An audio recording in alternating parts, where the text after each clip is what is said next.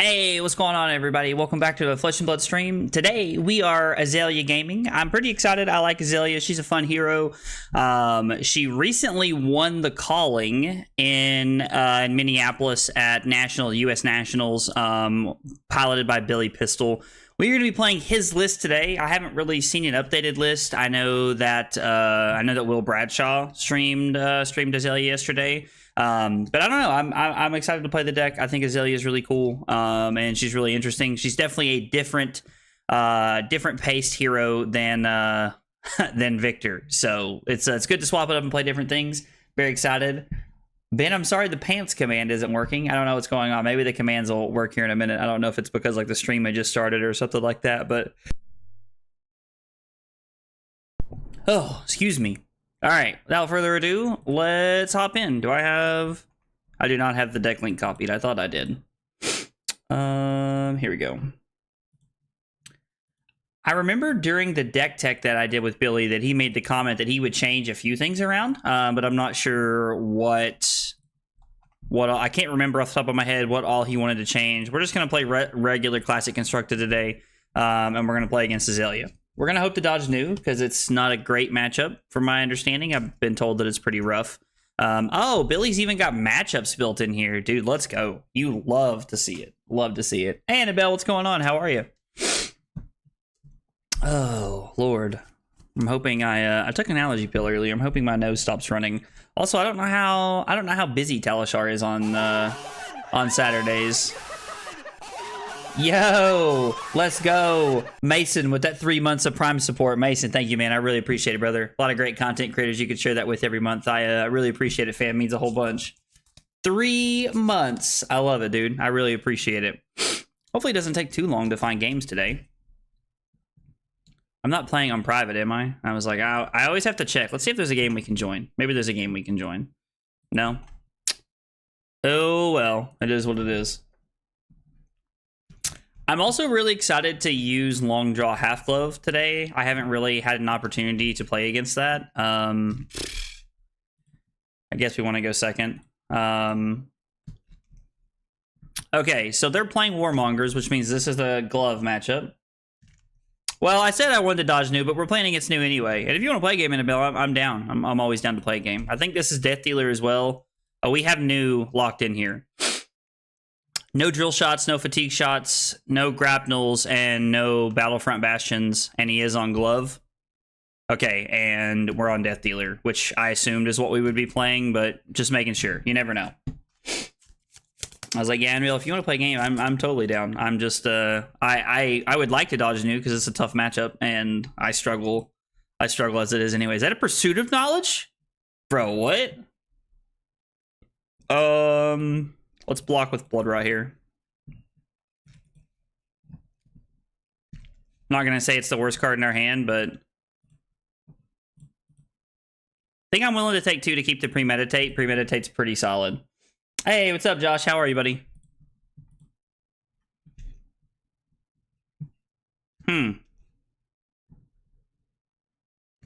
Well.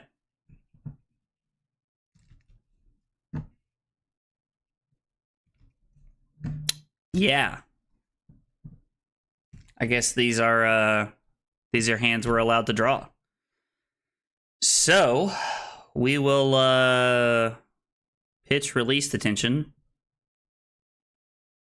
Play Rainrazors and Arsenal to Premeditate. Alright. That was unfortunate. I'm not avoiding things I struggle.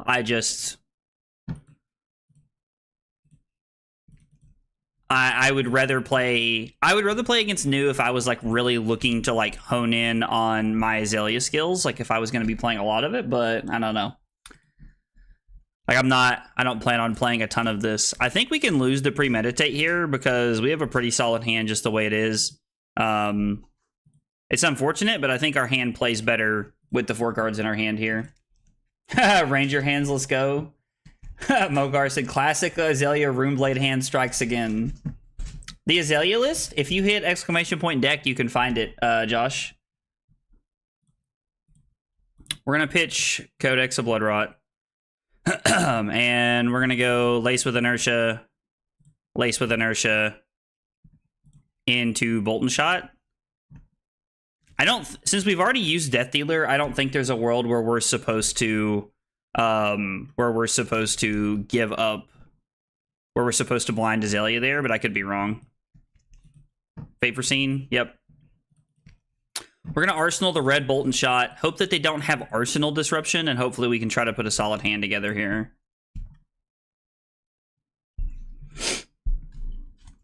Yeah, you love to see the classic Ranger hands. I'm an Azelia one trick, so I'm used to the bricks. Yeah, the bricks always feel kind of bad to me when I draw into one. I'm always like, dang. Well, I mean, I could give Amplifying Arrow and release the tension, and then we could pre-med knock Retina Ledger.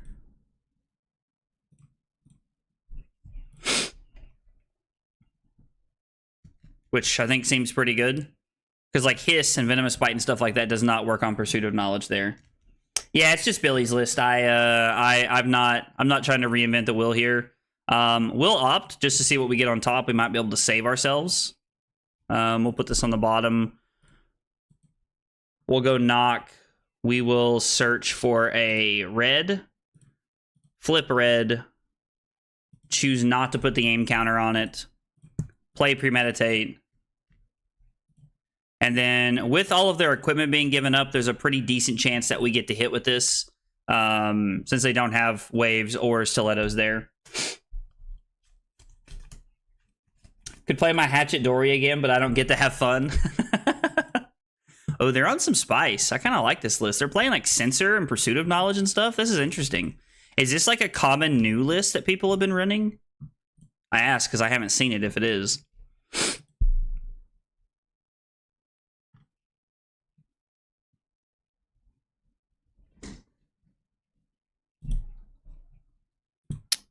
Let's block 6, and we'll plan to take aim the Endless Arrow here. Hopefully they don't have like a Hiss or a Venomous Bite here. Hopefully. Justin Nick doesn't work on this, so... I played against Azuri last night, who was playing Justin Nick in our local armory. It was pretty cool.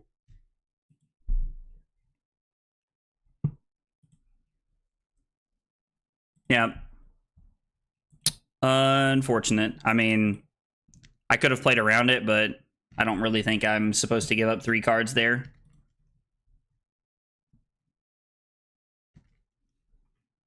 I mean, I think we're just supposed to activate Death Dealer with the Remorseless and just play out our Remorseless for 5. Seems like the best option that we have here. We're giving up an Arsenal, but we're trying to find a turn when we can get on the front foot. I was hoping that they would have, like, maybe not a ton of disruption, which I know is, like, asking water not to be wet. They're new, for God's sakes, but...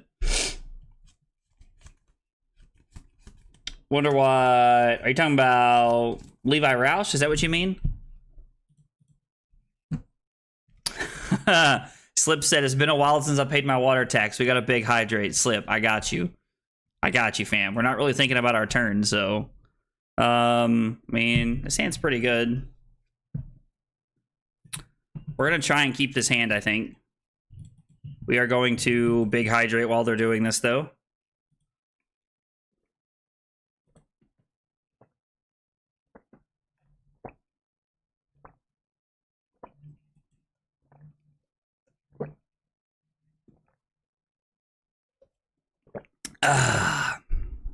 Beckoning Mistblade in the Levels of Enlightenment is so good.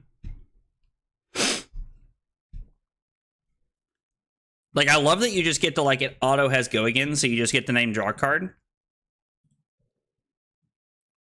Yep, okay. Yeah, I don't know. The guy that started with his hero, but then she got good, and he doesn't play much anymore. I don't know. I haven't really seen or heard much from Levi Roush in the last, like, few months. So I'm not really sure. Not really sure what he's been up to. Okay. I mean, they're getting to push a lot of damage here, but, like, unless this last card's a Surgical Extraction, it doesn't really matter.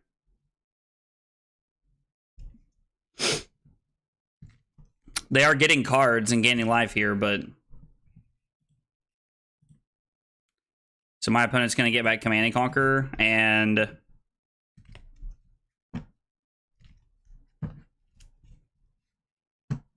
Yeah, I mean, my new opponent just went 4 chain links wide with a Command and Conquer at the end. So...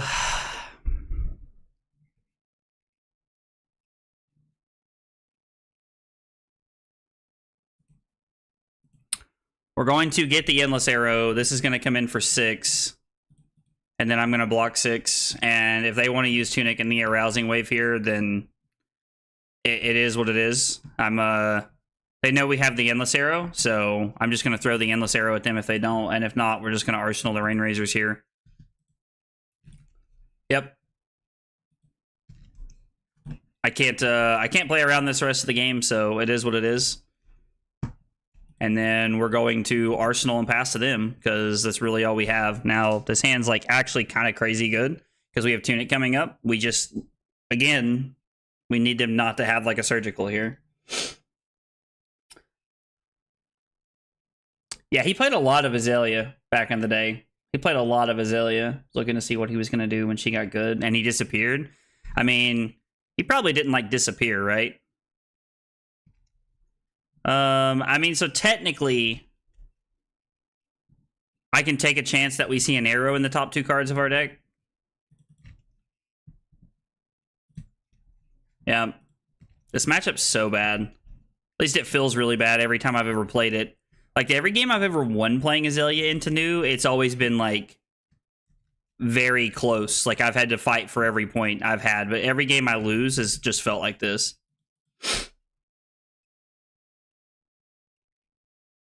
I mean, yeah. Like,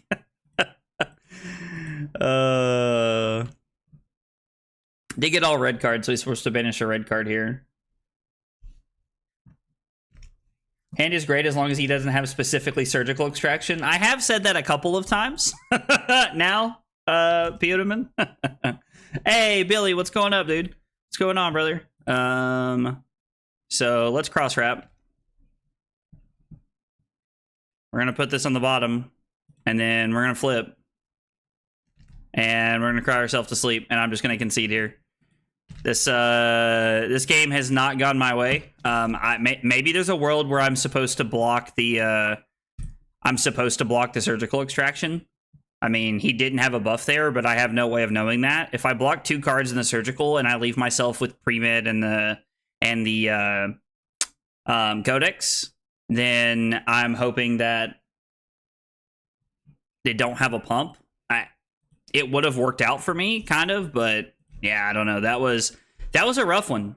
We're gonna play Request Undo CC because I am not having a bunch of news just join because they want to feel better about their win rate today. So that's not gonna happen. Yeah, Billy definitely needs to give me some lessons. I saw Levi at Nats playing Star Wars. Really? That's interesting. I think we want to go second in this matchup. I think you pretty much want to go second in, like you want to go second in the aggro matchups. Like, maybe this as well. I don't know. Because you want to gain tempo by going second. One of the downfalls is that you kind of just get, like, got by going second sometimes. So, I don't know. We'll see what happens. Our first Azelia opponent left, and then they came back. I like putting 4 on Surgical. If it hits, you may not have a turn anyway. I think the new matchup is pretty solid with Battering Bolt. Okay, so somebody who's much better than me at Azelia thinks that it's not that bad, so I would definitely take Billy's word for it. Every time I've ever played it, it's felt abysmal. Like, I just feel like I'm getting, like, absolutely destroyed. But that I would definitely say that is, like, my lack of knowledge in that matchup. I already feel good about my win rate on new. Don't need to bully me.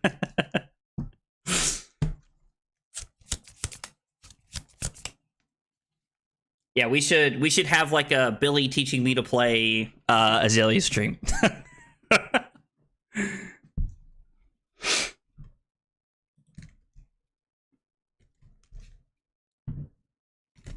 All right. Well, it looks like There, I mean, I guess if you go first, you just get the blind Azelia, like pretty much always, right? You cut Battering Bolt? Why'd you cut it, Wally? What did you cut it for is a good question. I mean... Okay. Alright. I get double or triple just to nick and would rather concede than play it out. I mean...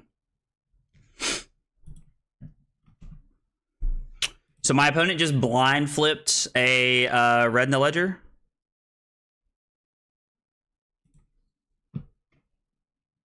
On turn 0, so that's cool. They didn't even look for it or opt into it. They literally just hit it off the top of the deck.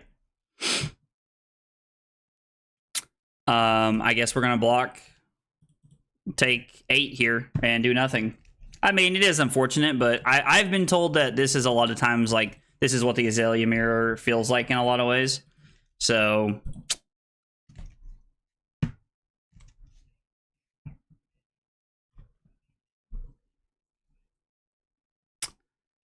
I guess I'm just gonna pass and arsenal the red in the ledger here. I don't really want to do anything. Maybe I'm supposed to clear one of the blues out of my hand. Like, we don't really have any pumps or anything. We can also... I mean, we have a pretty decent hand here. We can knock red on top. Well, we can opt one. Okay, or we're going to do nothing because my opponent has another knock. Wurton Ranger. It's a pretty hard matchup since I don't have a hero power. That's why instant speed bows are the way. I mean, Lexi was very strong. Like, Lexi was very good. Well, we're going to do that thing we did last turn where we block 3 and hang on. If this was for 6, there might be a world where I consider giving them all of this to try and, like, play my knockout. But I don't know. We still get to throw red in the ledger at them, which is kind of cool. So we'll just pitch the knock to throw red. Maybe I'm supposed to pitch Codex here.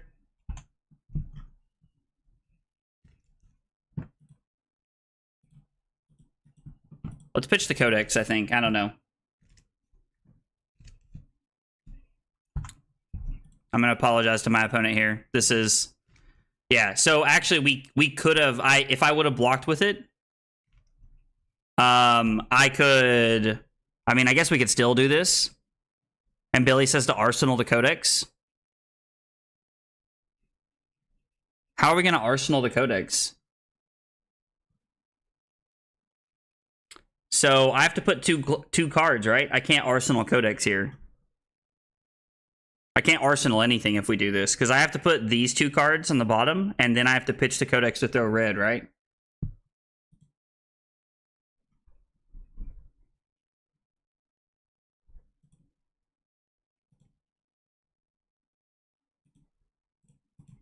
I mean, and we get to do this for 9? Yeah, I don't get to keep the Codex there, and if I do, I don't know how.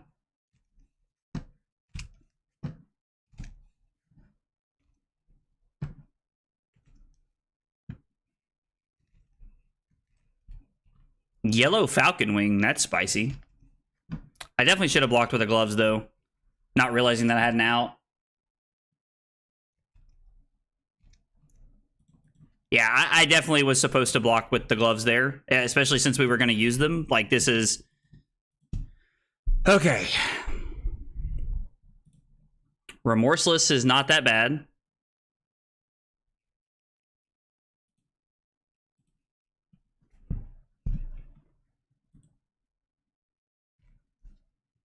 We can knock red in the ledger here and swing it for 8. And then Arsenal this red in the ledger. We have to take whatever they decide to do, but...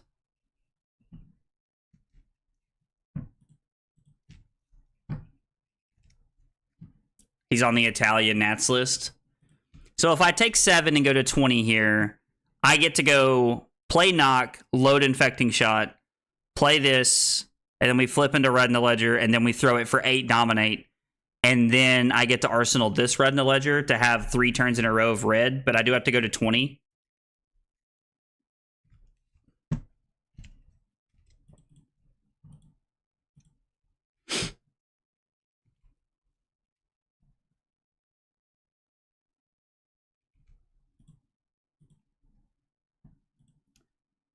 We will reload this. We're not going to pay for the counter. Now, consider... Oh, God almighty. Dude, I am all over the place today. Appreciate my opponent being patient with me and letting me take things back here. Drew said we love the Italians. Yeah, Josh, I'm definitely listening to Billy. Like, definitely taking his advice here. Honestly, when it comes to Azelia, I probably take most advice people give me. I mean, I've played like 10 to 15 games, like maybe ever on Azelia, so it is definitely not like my cup of tea. I would not call myself like an expert or anything crazy, but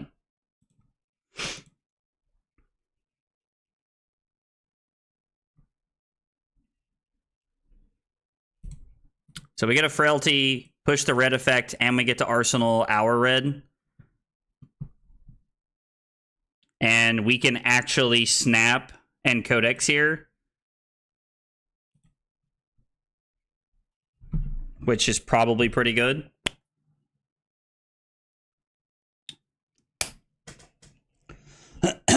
Gives us a pretty good...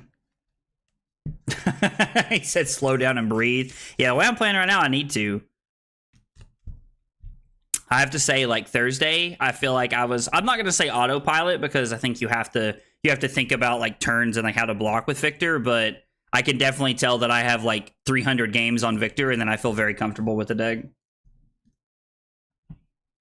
Listen, I used to be an aggro player. I love to play aggro decks. I don't know. This doesn't really feel like an aggro deck. It's weird because it doesn't feel like a mid-range deck either. Like, I don't know how to describe this. Yeah, I think this is a good snap hands because we're able to throw this for 11 here, or potentially something else, and then we're able to play the Codex snap, and then play the Codex, and then set up to throw another 1-cost arrow, which is all red in the ledgers, or we could just throw with the drill shot here if we think that's better. Not likely, but considering the red is just always more power, it's probably just correct to throw the red. Oh, my opponent said they were thinking, I just missed that. They're just passing. So, I mean, let's opt. We will put this on the bottom. I'm not really interested in that. So we're going to go premeditate, lace with inertia. And then we're going to pitch the Codex with Blood Rot because it's like our extra way to like reload something from our hand. So I think pitching it is better here. We are going to snap Codex.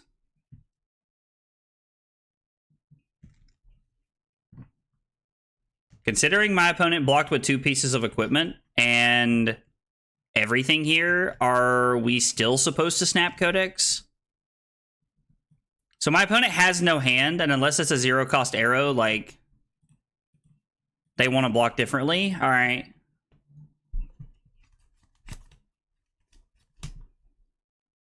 Agruption? I like that. Agruption, that's good. It's a control deck, that's why I like it. Dude, I got my Bolton deck last night from the Armory. It's still in my backpack over here on the couch. I'm very excited to open it up and play some games with it, honestly. Yeah, if they give us everything, I don't know that we're supposed to snap. Like, if they literally give us all 4 cards and 2 pieces of equipment, I think I'm happy to just, like, arsenal this and try to play out a different hand here. I think Billy's got the good archetype name there, Agruption. Alshua gave you a big hydrant. Haven't you heard the term Rangers don't block? I mean, if my opponent is going to block like that, I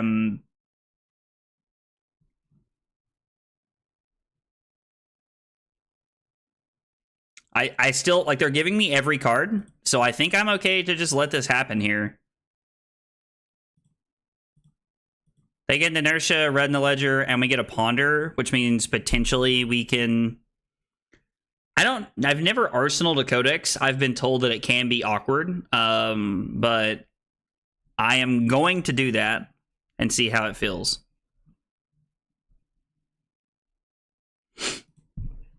We start our turn with a cross wrap pretty much no matter what. Release the tension is on top.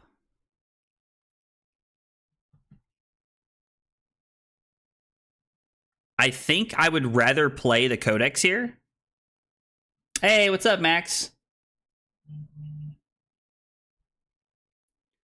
I don't really know. I'm trying to look through my turn here to see how this plays out. So we play the codex. We pitch the Rain Razors to Death Dealer.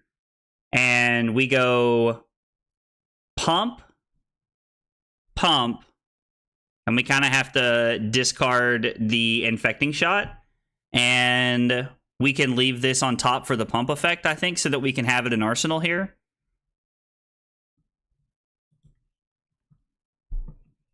I think if we leave this on top, it's fine. Terrible choice to Arsenal the Codex. Yeah, I want to Arsenal the pump there. Okay, fair enough. That works. Good thing to know. So we're going to go take aim. We're going to go seek and destroy. We're going to pitch our Rain Razors to activate this and do nothing with it. And then we're going to play the Codex. Get Redna Ledger. They're forced to get one back. And now our Redna Ledger is for 11. Yeah, we would have been able to like do this and then snap into something. Would have been pretty good. So our hand would have been the pump and Arsenal. We would have had the take aim. And then we would have had Codex, Rain Razors, the arrow, and yeah, no, that's that would have definitely been better. Good call. Feels like there was zero reason for them to give Tunic there. I actually very much agree with that, Justin. I don't know why they gave us equipment. If they weren't going to block at all, I don't know why they blocked with Tunic. They weren't stopping the Ponder or the red effect. I assumed they wanted to stop the inertia, is why they were debating blocking with their hand and 2 pieces of equipment so that they could keep their card for next turn, but I don't know. And then we're going to throw red for 11. We have thrown red in the ledger 4 straight turns against our opponent, which is kind of ridiculous. Or I'm sorry, 3 straight turns maybe? Yeah, it's like 3 or 4 turns in a row we've thrown red in the ledger at our opponent here. We do get an Arsenal because of the Ponder, and we get... They're forced to throw their Arsenal at us. This hand's bonkers. Okay, so they don't have an arrow they can throw at us, so they're just going to let it go away. And then we get to have a pretty good turn here. I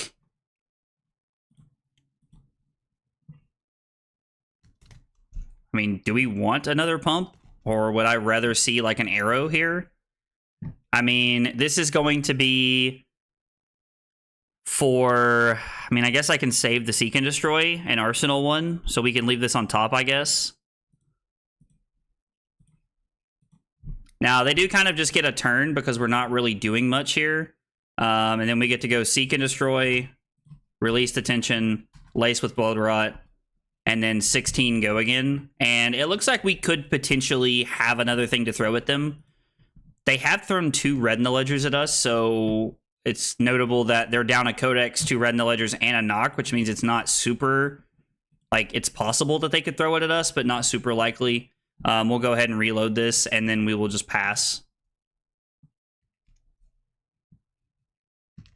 Okay.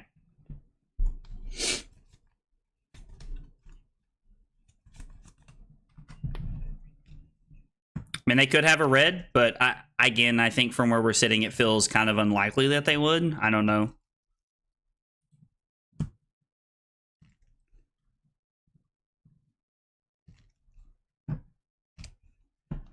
So currently, my hand looks like block with... I think I would rather block... I would rather throw the Fatigue Shot here so I can block with the Remorseless. I don't think I want to block this because they're probably going to try and like snap and do something, or not snap, but they're probably going to like Bullseye Brace or something in here. And I would rather keep the Remorseless to block with so that I can play the Seek and Destroy, pitch the Drill Shot for Fatigue Shot, play Lace with Blood Rot, and then try to have the rest of my turn If they didn't have bullseye bracers here, I would be more interested in potentially trying to block the reload. Knowing that they have bracers to do it no matter what makes me not want to block here.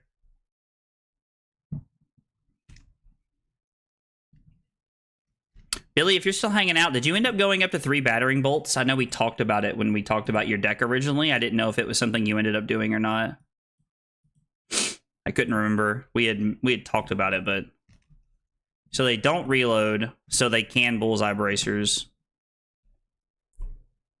Okay. So red for 6 kind of takes my decision points away. Which means we are blocking... We're blocking Remorseless, and I think we have to block Drill Shot, right? I mean, we could go Seek and Destroy into Fatigue Shot, pitching this. So if we block here, we get to opt, potentially play this, and then we have play this for Death Dealer, get a card, and then pitch Fatigue Shot for 8.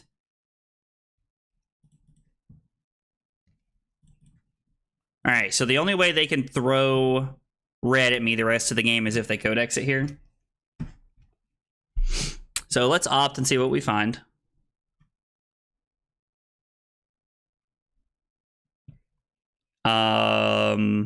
I mean,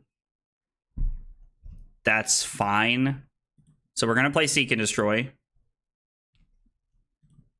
We're gonna pitch the Lace to load the Fatigue Shot, and then we're gonna attack with Fatigue Shot for 8. And I like Fatigue Shot because it actually like has some offensive and defensive capability.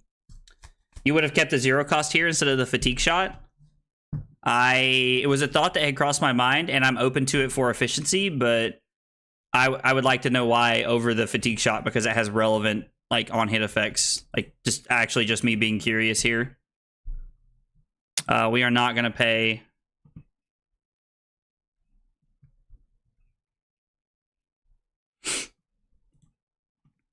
So I can take aim, load the Infecting Shot. We can take aim, we load the Infecting Shot. We get to see what we have on top. I think we'll leave this on top as a good arsenal here. And then, I thought I clicked top. And then we're going to throw 5.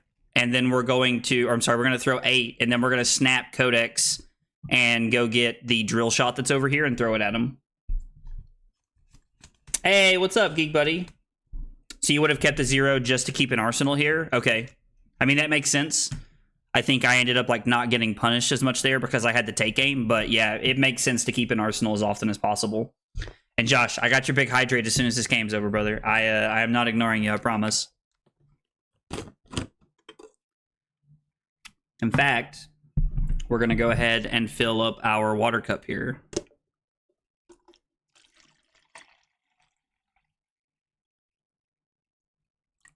For our big hydrate with Josh. Also, this has been a really interesting game. I went down 20 points like very early. It was like 20 to 40, and I'm not going to say we've won this game, but it feels like we're in a good spot.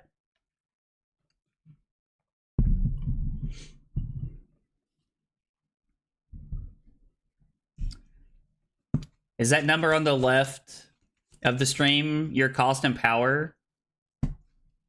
White 01 retriever with haste. Yeah, that's what it is. That is my record, man. That is how many games I've currently won and lost. We Codex, we get back a Drill Shot. It's just I know that like it's just the most efficient thing we can get. We have a pump on top.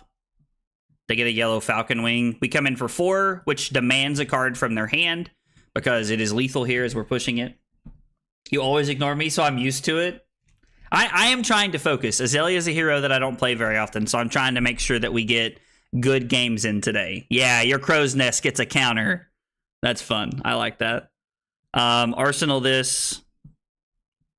All right. And they just pass. And if we can dominate anything, we win, right?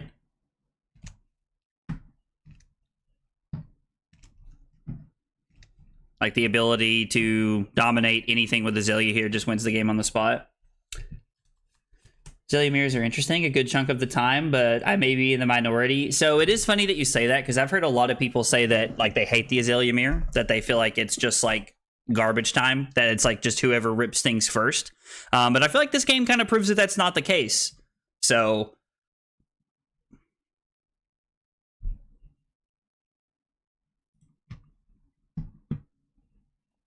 my opponent just said, I think there is a bug. So I'm just going to invite them to chat and see what they're talking about, because I don't know what bug they would be talking about. That's right. Big focus. Also, Diablo, I have a joke to tell you later. I heard on TikTok, I told it to Carly, and she laughed and rolled her eyes, but I can't say it on stream. It's it's too dark. But I heard a joke I have to tell you later. Don't let me forget.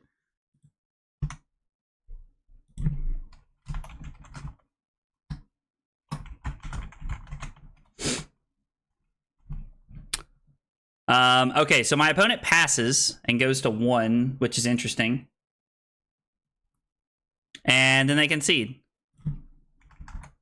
So we'll just say GG. So let's walk through this hand here. We were gonna cross wrap and find an amplifying arrow on top, leave it on top, flip, and then we were just gonna play both of our buffs and throw it. There's no reason to do anything fancy here. Like, we have the game with them being at 1 with anything dominated here, so we were just gonna get it. We were just gonna get in the red zone.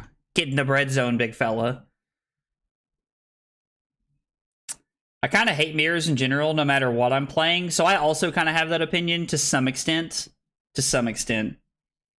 Hey, Joniel, I hope I'm saying that right. GG, man, if that was our game. It was an interesting game. There was I feel like I made a lot of mistakes early, and chat was very much helping me out, thankfully, because I'm not an Azelia player.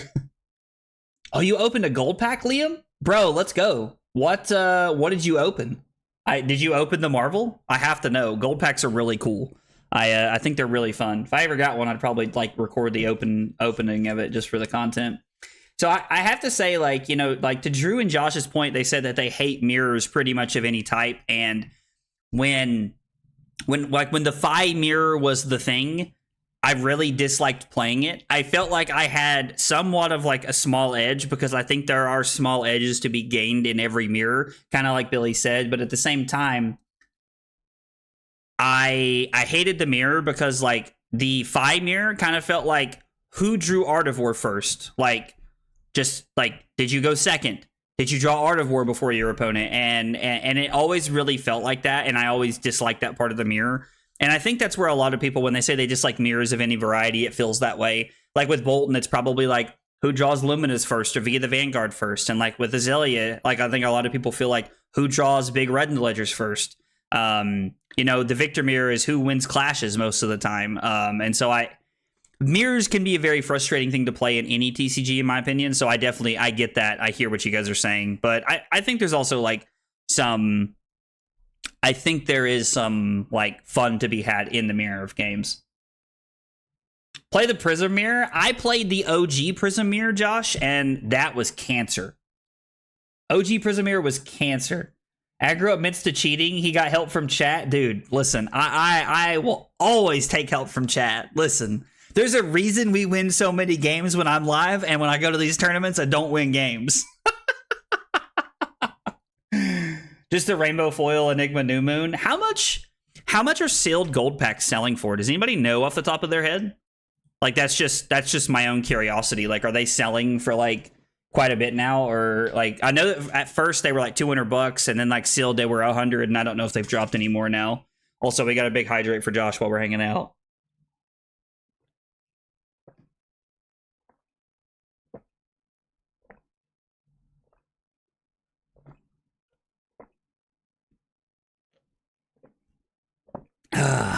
There it is. Yu-Gi-Oh! GOAT format has peak mirrors if it's not chaos. So I played a lot of like OG Yu-Gi-Oh! Like the GOAT format, and I like that was when I really liked Yu-Gi-Oh! I had a couple of buddies that like we played GOAT format for a while just for fun. Like we used to get together and just play games casually just to hang out because it was a good time. 35 to 50 for gold packs. That sounds about right. So when the set first came out, you know, they were like, oh, excuse me, sealed. They were like $200. And so I was told Carly, I said, if we ever get one, like, we're just going to sell it. Like, I don't see the point in opening it. And it's interesting because, like, even now, like, ProQuest season and skirmish season are right around the corner. You don't get gold foils at skirmish season, but at ProQuest season, you know, and for RTNs and stuff, you get gold foils if you win. And so the, I don't know anything about this matchup.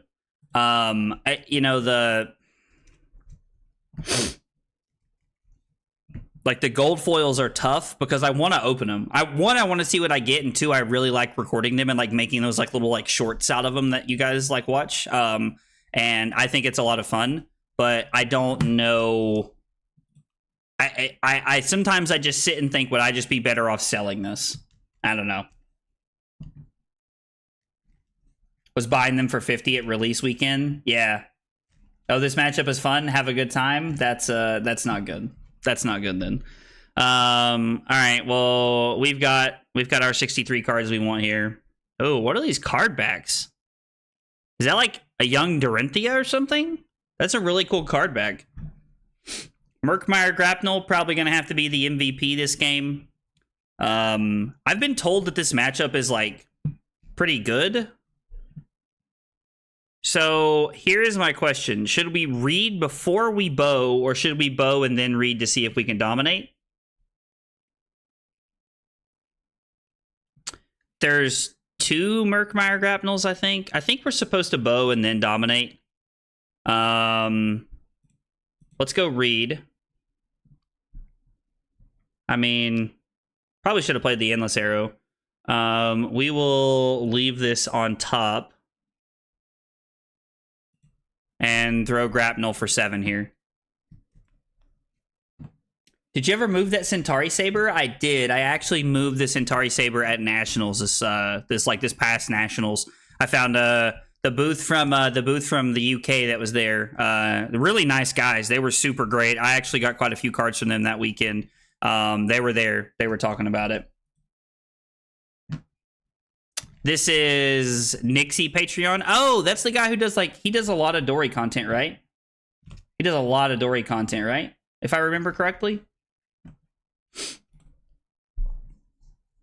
I mean, we could, like, snap and Codex of Bloodrot in the Endless Arrow here. I don't know if I'm supposed to this early in the game, but I could. It is a option that we have available to us. I think Command and Conquer is actually fine here. I know that that's probably an unpopular opinion, but I'm just going to take 6, lose my Endless Arrow, and then we have a pretty solid turn with the Infecting Shot. If we had 2 cards, I would consider maybe just blocking 6 here, but he's a Dory main. Edison format felt pretty decent when I tried it. Goat was fun, but I played a Degen card rip deck. I mean, so I'm gonna be honest, my knowledge of Yu-Gi-Oh is like old school Yu-Gi-Oh, and like that's really about it. Oh, would have played Pox first last turn. Oh, I guess we could have played that just to get the Ponder and everything. That could have been like worth in a lot of ways last turn. Yeah, that makes a lot of sense, Zach. That makes a lot of sense. Because we could have had the value of just playing this card. I mean, yeah, let's just come in for 11 here. I don't really want to blind flip. I don't think I'm supposed to. We're just supposed to throw 11 at our opponent here. Dory is all he plays. Okay, I mean, listen, there's a lot of value to being a specialist, in my opinion. There's a lot of value to being a specialist of a class or a hero in general that I think like you get a lot of knowledge points into your deck, because the idea is that like if you're a specialist in Flesh and Blood, like let's say like I don't know, like pick anything, like Dory for example, you only play Dorinthia. If you only play Dorinthia, then you like live in this box where you know your deck like the back of your hand, which not everybody has the advantage of knowing when they play. And then on top of that, you know what you're trying to play against in every other matchup as well.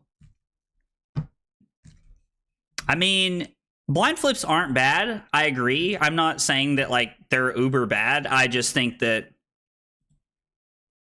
I didn't want to blind flip there because I had an infecting shot for 11 right there, so...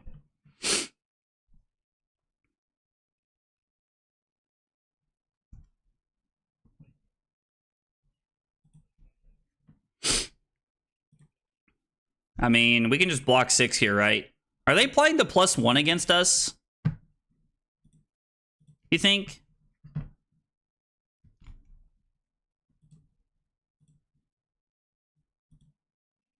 Okay, I don't know what's happening here. If they're playing the +1 against us, then we're going to kind of get got here, but we're about to find out. If they're playing the +1 against us, or if they're playing the one that adds a counter to auras, and then they're going to fall down. Why did you use Tunic? You can't pay for anything. Yeah, that's fine. I was like, yeah, that's absolutely fine. I did not know what they were doing regardless there. Made no sense. Yeah, Ethan's a great example. Levia. Yeah, absolutely. At Goat Chads, Edison, Enjoyers. Wow, Max just throwing all the shade. I love it, though. We're going to leave this on top, I suppose. So if we leave this on top, I can blind Azelia. I can flip, or not blind. I can flip Azelia into it. And then I can play the take game and then throw red for 11. So I actually kind of like this. Leaves the Rain Razors in our deck. Now, we are coming off of an Arsenal here, but maybe for that reason, I'm supposed to pitch. I don't know. I like throwing this for 11. We're in a good spot. We need to keep up the pressure, I think. And then we can Tunic and throw this for 11. Plus, they've thrown 2 Command and Conquers at us already. Like, they only have 1 left in their deck, which is kind of nice. Bit off topic, but as a fellow Guardian player, what makes Bravo indefinitely worse than Victor currently? I'm looking at his specs. Okay, so, Geek, I'm going to be honest, man. I live in a world where I don't think Bravo is just indefinitely worse than Victor. The clash, like, so it's your matchup spread that you get, right? You're able to play like more aggressive into certain things. Geek, let me ask you this. Are you going to be here at the end of this game? Because I'm not very good at Azelia and I like to focus while I'm playing, but I would like to answer your question. A hero loses all ability. Yeah, that's fine. I don't care about that. If you're going to be here at the end of the game, I'll like stop and we'll talk about this for just a minute, because this is a really good question. And I thoroughly enjoy this like conversation with people in general.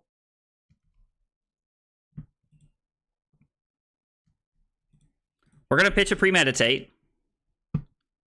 Because we have premed and lace, which means I'm happy to get rid of it. I am. No, dude, no, please don't apologize. I just like, instead of like playing this game poorly, I would rather try and play this game efficiently and play well. And then answer your question when I can like give you like a full answer to that, because that's actually like your question is like has a pretty in-depth answer in my opinion. So it's something that I have explored recently, kind of like behind the scenes. I'm not going to Amsterdam, but Bravo is like better than I think everyone thinks. I bet people know that Take Aim has reload now. Yeah, people won't forget that. Also, I think Carly just went outside. I don't know what she's doing, but Carly normally doesn't go outside during the day. She's like, hiss.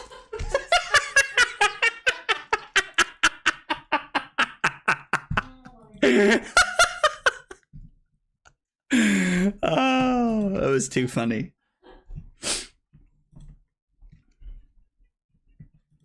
Double Waxing Spectre. Okay, so you're currently blocking 8, taking 2.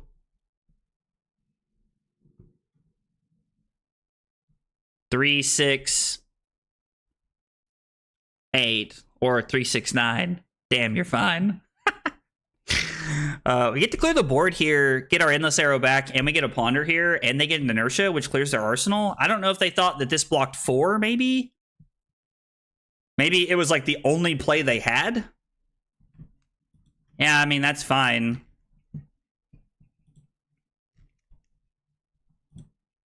Okay, I mean, still has you taking 1 here. Oh, sure. You should just play the Waxing Spectre because, like, why wouldn't you? Just makes sense. We'll Arsenal the Endless Arrow. Let's cross wrap. I like leaving this on top. We're going to flip. We're going to play this. Then I'm going to play Read, and we're going to opt again to see what we find here. Infecting Shot can go to the bottom. We're going to pitch Amplifying Arrow to load Bolton Shot. We find the Premeditate, which means Bolton Shot is for 12. No defense reactions from Arsenal. Got him. Hey, Matthew, what's up? Want to play some games into me? Sure. I'm down to play a game, man. What are you playing? I will add Victor, get a lot of value off Clash. I mean, yeah, so like that's like the biggest reason that people are playing it. I don't really know why my opponent conceded there. Like, I don't think this is that bad of a matchup for me, but I definitely think it's supposed to be closer than that, wholeheartedly. So let's, like, just before we play another one here, let's take a minute and let's talk about Geek's question here. So for anybody who just joined us here, Geek's question was, why aren't people looking at Bravo as much as they are Victor right now? The number one reason is clashing. Like, Bravo's text box is just kind of like naturally weaker, I think, than Victor's. Cards like Test of Strength and Trounce give you the ability to play defense and offense at the same time. There's a reason that Victor did not get any like really cool specs other than the Golden Sun. Now, everybody calm down before everybody has a stroke. My brain just I factory reset there for just a second. Trounce and Test of Strength give you the ability to play defense and offense at the same time. If you give Victor a card like Crippling Crush, or a card like, what's the yellow 10 power one? I can't remember what it's called right now. It's the 10 power yellow one that costs 7. It's also a Bravo spec. I can't remember what it's called off the top of my head. But if you give Victor cards like that, he just becomes the best Guardian, bar none. The want for Bravo is the fact that, like, he gets to play cards like Sink Below, Fate Foreseen. He gets to play all the good defense reactions. Like, he gets to play blue unmovables and red unmovables, or staunches if he wants to. And he doesn't get punished because of the clashing effect. I have seen some Bravos who are randomly playing Test of Strength in their deck. I think that's interesting. It seems like more of like a concession to the, like, just 4 block power effect there. The biggest reason people continue to play Victor over Bravo is because he has a better matchup into the ninjas, in my opinion. Being able to block with cards like Trounce, Test of Strength, and then still being able to play cards like Chokeslam, and being able to play like, Debilitate if you want to. Spinal Crush is a good one. Like, all of these cards, like, you get Crush the Weak as well, are all cards that like really slow down the ninja class. Because we just saw, like, the past format was like big Katsu. Katsu was everywhere. And then we ran into the format now where Zen is everywhere right now. So Victor gets a lot of value in those matchups. Now, a lot of people would make the argument that cards like Crippling Crush and the 10 power one, I cannot. Starstruck, yes, thank you guys. Starstruck is the card I'm looking for. Starstruck is also like a very good card into all of those heroes, especially with Bravo's text box where you can dominate it. The problem with Bravo, in my opinion, into that matchup is that you have to find a turn very early where you are able to keep like 3 blues and that. Victor is playing more cards like E-Strike, and so like it's able to, if you draw E-Strike, Chokeslam, Crush the Weak, and a Trounce, you can Trounce and potentially find a blue to throw your Crush the Weak, or even throw your E-Strike and the Crush the Weak if you want. But Bravo doesn't have that as much. Now, people will tell you should just be setting up defense reactions in Arsenal, and that is a great response to what I just said. But it's not always the case, and it's not always how games play out. So I think the number one reason that people play Victor over Bravo is the fact that you get to like block with Trounce and stuff like that. But I have actually been like kind of like wanting to play Bravo recently. So like one, there might be a Bravo stream next week because I want to play Bravo. I think cards like Starstruck and Crippling Crush are not played enough in the current format. But I also think that you get a lot of value in other matchups, being able to dominate things. Like you're just able to play like a lot more defense reactions, which gives you a good Azelia matchup. I mean, like good, it's like it's Guardian, it's already pretty decent, but it gives you like a decent Azelia matchup. New is probably an even harder uphill battle for Bravo because, I mean, maybe not.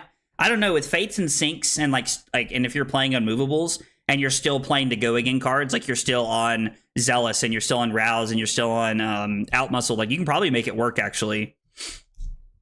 I don't know, maybe it's not as bad as I thought. And then into Enigma, I think you just have to make sure you have all the go again cards. One of the problems is that I don't know how you play all the cards I'm talking about running, because in Bravo you have to run more blues than you do in Victor. So I run 33 blues in Victor. A lot of people run 30. I think that you need to be on probably minimum 36 blues inside of Bravo, maybe more, because you're looking to have like Crippling Crush and 3 blues as your hand so that you can dominate it and do things like that randomly. So I know that I have missed a lot of chat messages here, but before everyone had a stroke proceeds to have a stroke. I mean, Drew hit the nail on the head that if I ever have a stroke, no one's going to believe it on camera because I am the boy who cried wolf. I think Victor just plays the value game way better than Bravo, and that's exactly what's needed right now. I actually really agree with that statement. Been experienced playing Guarding, but it sounds like Bravo does well into Victor on paper. Yeah, so Char, looking at it on paper, like you're 100% right. Bravo is just favored into Victor.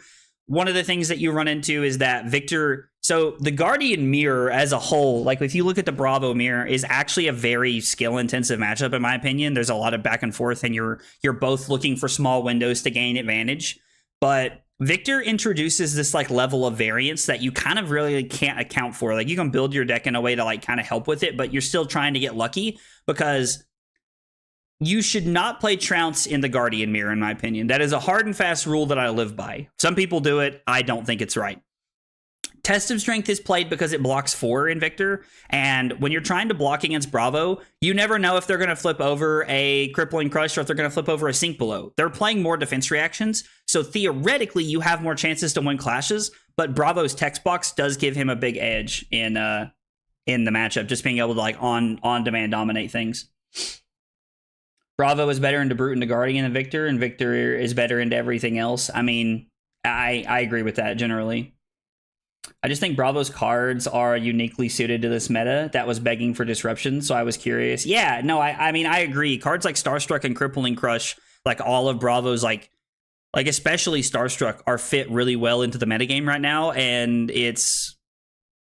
You would think that he would be better, but I think Victor just being able to clash and play the value game just gives him so much more value.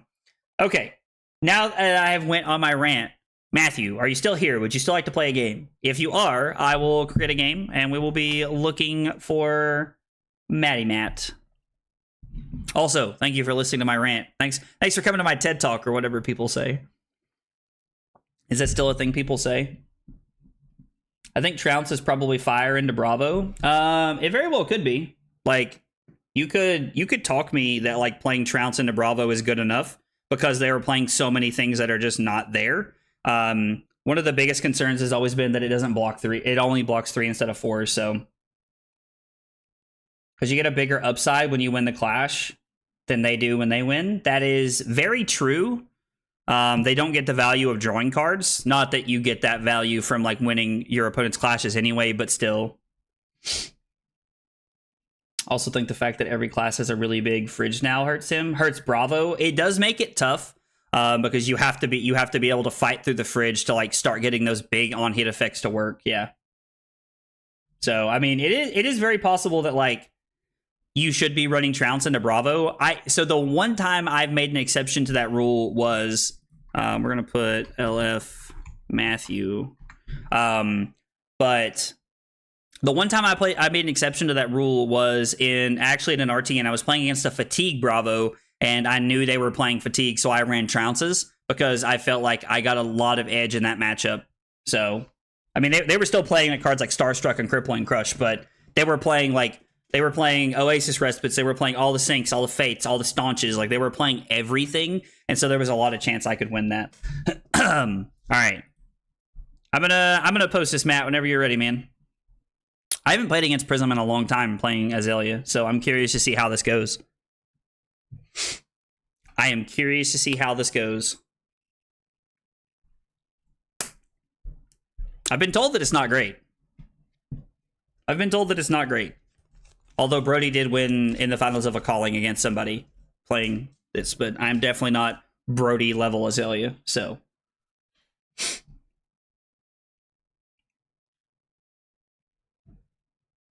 Yeah, I mean, the clashes are very lopsided in value. That's for sure. That is for sure, brother. Pseudo said, prepare for pain. I like it. I like it. Is this you?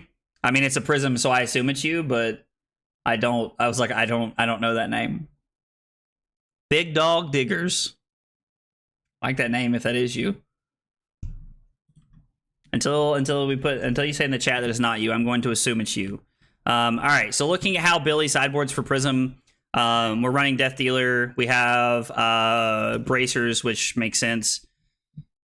We take out an Infecting Shot, Lace with Frailties, 2 Drill Shots, the Remorseless, and an Endless Arrow. And we are running the 2 Battering Bolts and the 3 7s. Nah, just an Azelia main. All right, and they're going to go first, which I think makes sense. Makes a lot of sense. We're going to have to decide which auras we want to clear, or if they're just playing, or if Matt's just playing.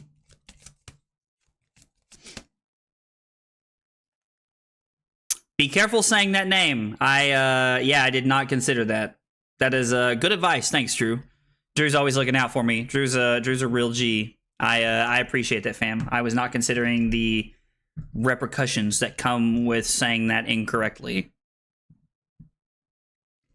Pitching to Pyrian Rapture, not Rupture. Pyrian Rapture. Kind of hoping he would attack here. We have a good hand that blocks, so kind of hoping that Matt would attack here, but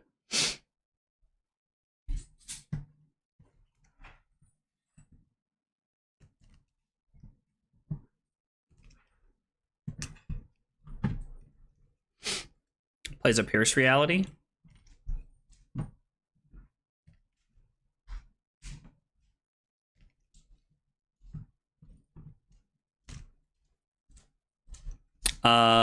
Okay, so this has left us with an interesting question here. Am I supposed to pitch the Amplifying Arrow to load the Bolt and Shot and hope that we hit a pump so that I can try to find a pump and hit go again and then load in another arrow to kill the Pierce Reality? I think that's the correct play. We're going to pitch the knock here. It's just Arclight Sentinel, so it actually just doesn't matter. Which means it is correct to load Amplifying Arrow here, and then we're going to kill this. Pierce Reality can be quite obnoxious, but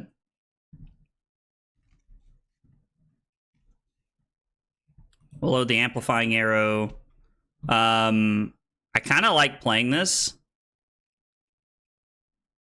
Also just gives us the, if we keep this for next turn, it gives us the ability to throw Bolt and Shot, and then even if they do cover it up, Codex, and then throw something else in. I don't really need the Ponder token. Them taking the Pox doesn't matter here because these are both Spectra auras. So this is fine. The worst part's like we can't even like snap this. Like we physically have to like throw something at them and then use one of our attacks to like hit a Spectra aura after that.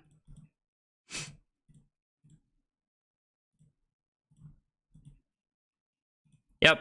We're just going to Arsenal the red Bolt and Shot. Red Bolt and Shot, just like probably the best thing we're doing here. We cannot block this. This is for 9, and we do not possess the ability to block this. So, I am just going to pass. We go to 31. They get to get a Figment out. Probably would have Codexed again first. So, I thought about Codexing last turn, but I like keeping the Codex for this turn, right? Because, I mean, we're probably just going to use the Codex to be able to use Death Dealer here, but I don't know. Like, I think we have some decent potential for what we're, like, trying to do this turn. Let's cross-wrap and see what happens here. Matt is deciding if he wants to respond.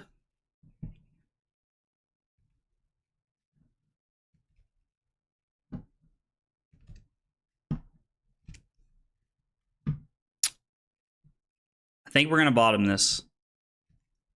Actually, wait a second. If we top this, activate Azelia. I mean, so it forces them to not flip anything. I don't think they were going to flip anything though, right? Like, they're probably not. So if we leave this on top, we get to activate Azelia, play Premeditate, pitch the Rain Razors to throw this at them. No, we're going to pitch the Codex, play the Rain Razors, and then we're going to use the extra one to activate Death Dealer, and then we're going to throw Bolt and Shot probably at the Pierce Reality. So I think this is pretty good.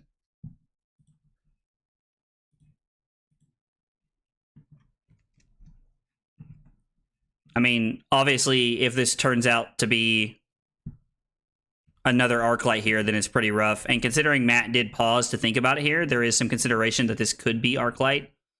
So pre-med.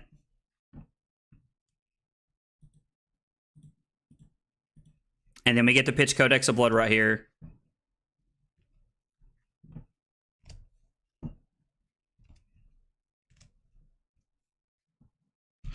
I mean, I guess playing the, like, if I pitch the Rain Razors here, playing the Blood Rot forces them not to flip, right?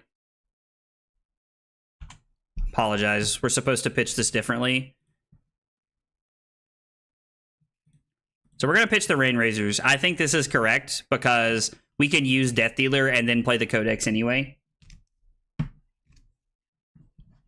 I am surprised. I'm surprised that they did not play ALS. I kind of thought there was one incoming there as well. Zhao. I hope I said your name right.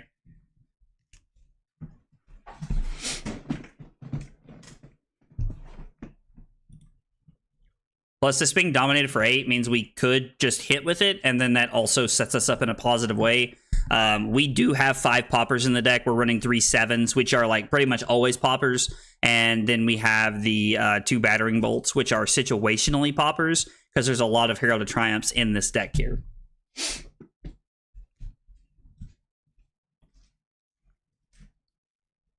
There's one more Herald of Triumph down. You like to see that? We like to see that. Just kidding. Herald of Protection. So we're going to snap.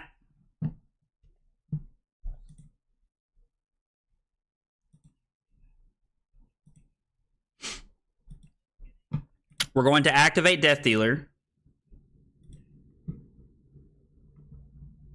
Well, we can't buff its power here. Had we played the Rain Razors, this would be insane. So now we get to play the Codex of Blood Rot. And then we're probably just supposed to hit the Pierce Reality, right? It's probably just the best thing to hit here, just to clear the board. We did hit them with the Red in the Ledger, which means they only get one option anyway. And we'll see what we ponder into here.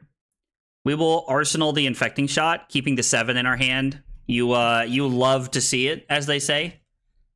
It's me. I'm they. I say that. We could block 6 here, but I don't think we're supposed to. I think we can just block the 7 and hope that they don't have the -1. Or the -2, the Reprimand or whatever it's called.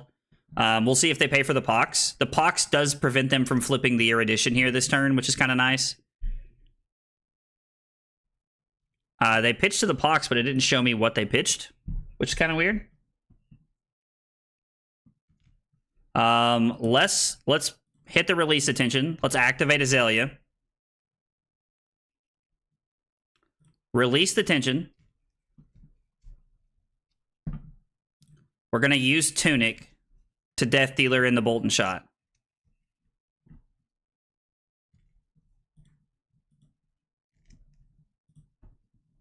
Oh, I'm going to refresh here. I thought I hit pass. Okay, I did. And I'm always like very skeptical of how it does stuff like that. So I always like to make sure that I'm...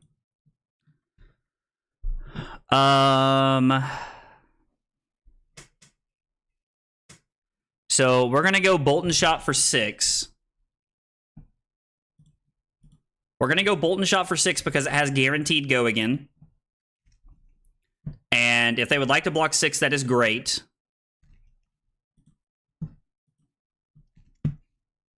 If they don't block 6, we get to load in the Bolton Shot, play Lace with Blood Rot. Okay, yep. We're going to activate Bullseye Bracers here. Load this. Play Lace with Blood Rot. Come in for 8. On hit Pox token and reload.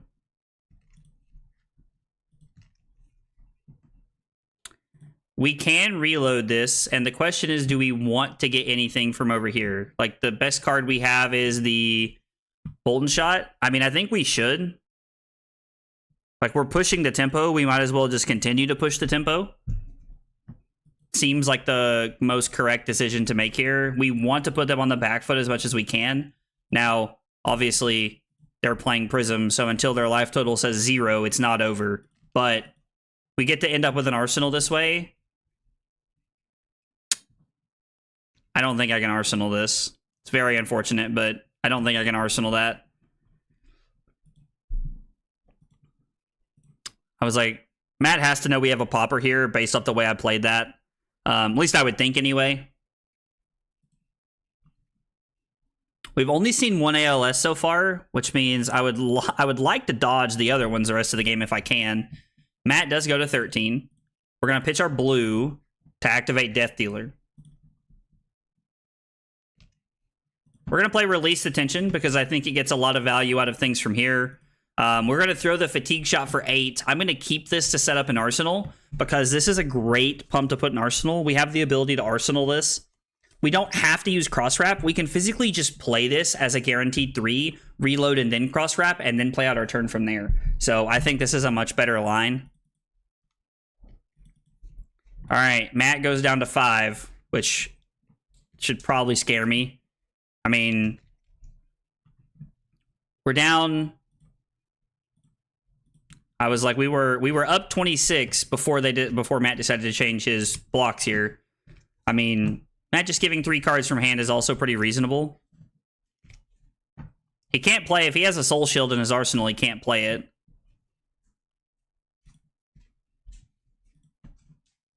Okay, so he wants to flip Erudition after he takes the Fatigue Shot here. Okay. Hopefully we just don't get looped or something. Although, admittedly, this Murkmire Grabnel is looking real good. Real good.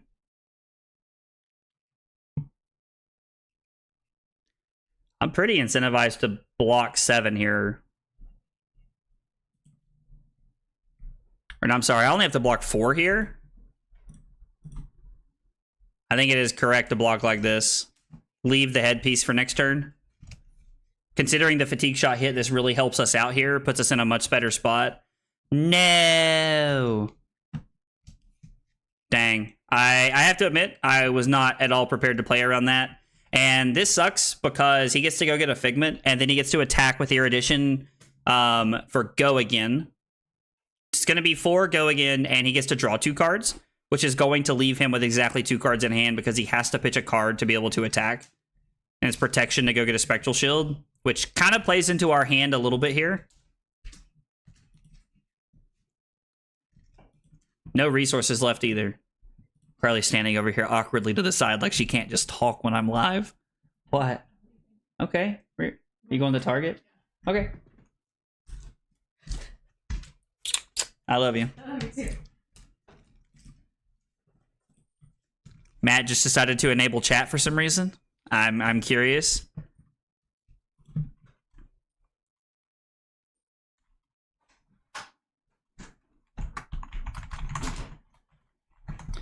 Matt said he thought it was a sleep dart last turn. Puts in a passing mirage. Said he turns out I am the one asleep. Okay, so I think we are supposed to go take aim here and reload. We can go grapnel, and then we can activate this. Murkmire grapnel can get a lot of potential value here. Well, actually, I probably wanted to activate Dreadbore here. Hey, what's up, Bozen? How are you, buddy?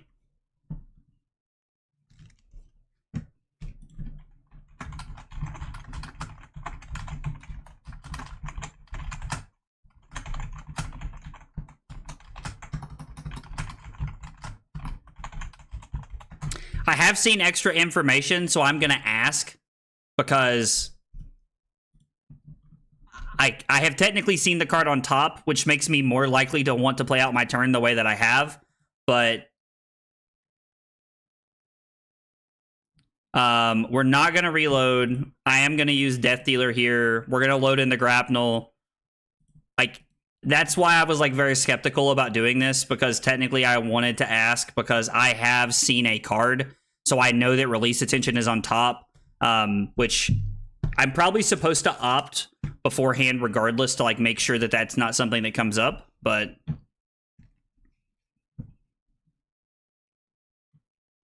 blocking 7 currently,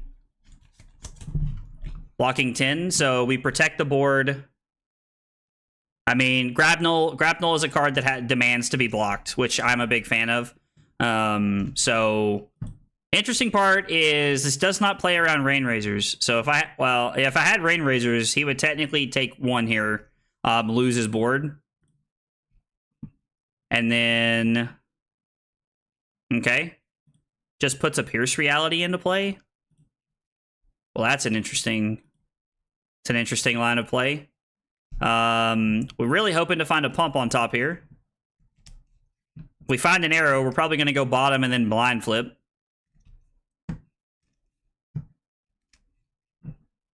Yeah, having the release to play last turn was very good. Like, that was better to not reload there. And I realized that as soon as I went to opt, I was like, yeah, I think I would have just rather have had the Death Dealer card here. Appreciate Matt being willing to let me like go back and undo some of my things here. Very nice of my opponent. All right, here we go. Halo stuff.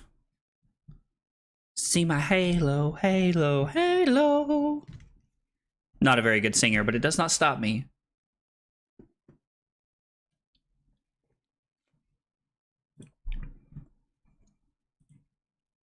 Okay. Gets the Figment of War. I mean, guess the +1 could be pretty good. We are going to hang on to one of the Battlefront Bastions regardless here. Into Arclight Sentinel. Okay. So even if there is a pump on top, we're going to put this on the bottom. And then we're going to kill the Arclight Sentinel, pitching the... I mean, we could make the bad play of... I could pitch Spire Sniping here, Arsenal the Red in the Ledger, and then in 2 cards we could keep this and go back-to-back poppers, but I don't know if that's how I want to play this, especially considering there's a passing Mirage in play. So I think I'm supposed to pitch this. Now, there's nothing coming at me, so it just feels like we're so close to ending the game with Dominate. Like, if we could find a Murkmire on top or something, Jesus. We can't find any pumps right now.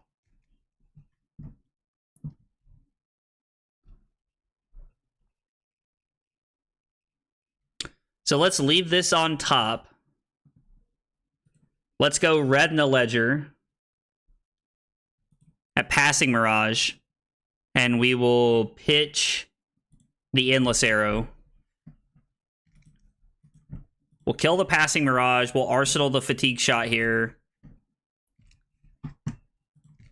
And then I'm honestly pretty happy to just take 4 here.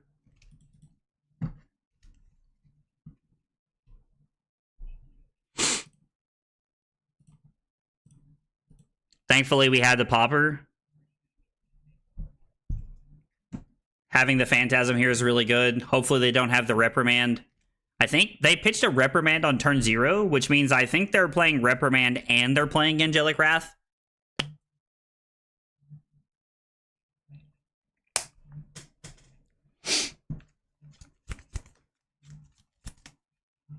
I'm going to assume I'm lagging here. I think my opponent might be thinking... Okay, no, not lagging. My opponent's just thinking here. Having an old think here. So there's only, what, one more ALS we have to get through? Okay. I mean, this is still popping this, so that's okay with me.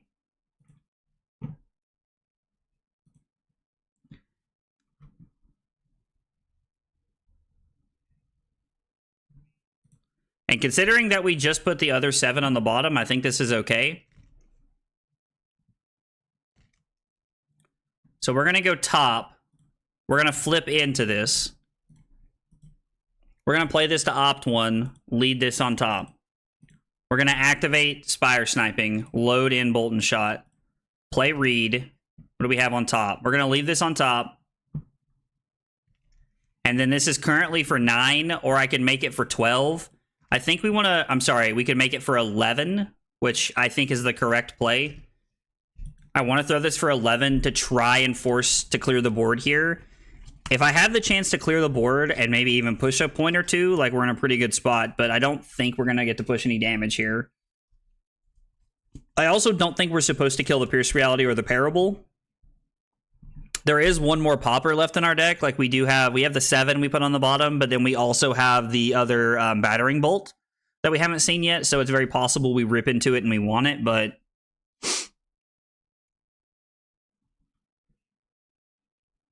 Currently, this blocks everything. He gives me the Angel, and he gives me the Spectral Shield. Okay. Matt's trying not to give up the Angel here, I think. I mean, yeah, this spot does look pretty bad, Josh. I agree. I agree. His pivot turn was very solid. Does not feel like we're in a good spot right now.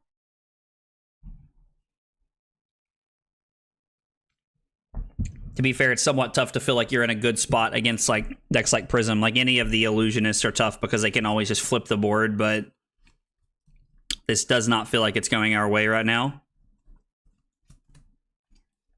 Matt continues to be able to like add to the board.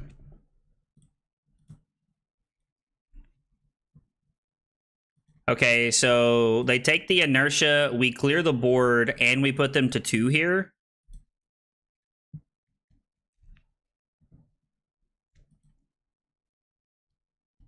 Damn.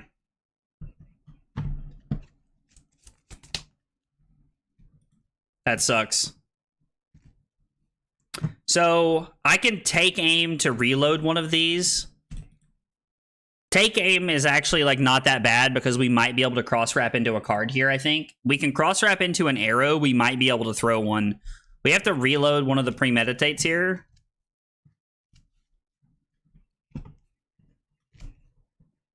It feels very bad, but it's something like we might be able to make something happen. So he's going to get rid of a card in his only card in Soul here to flip one of the Angels.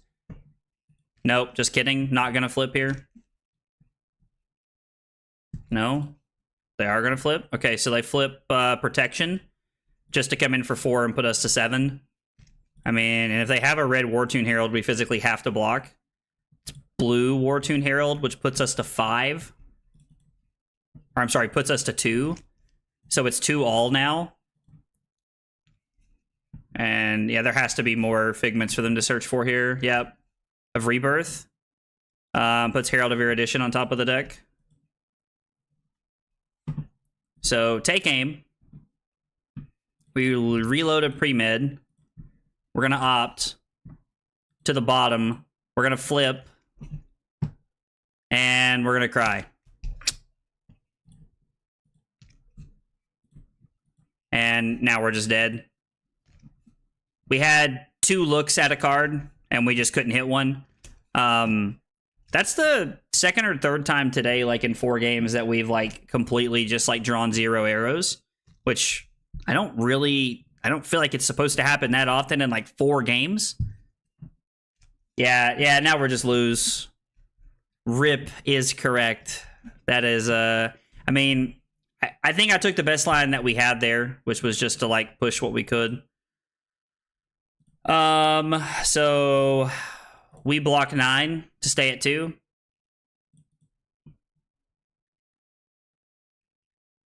And then they get double angels here.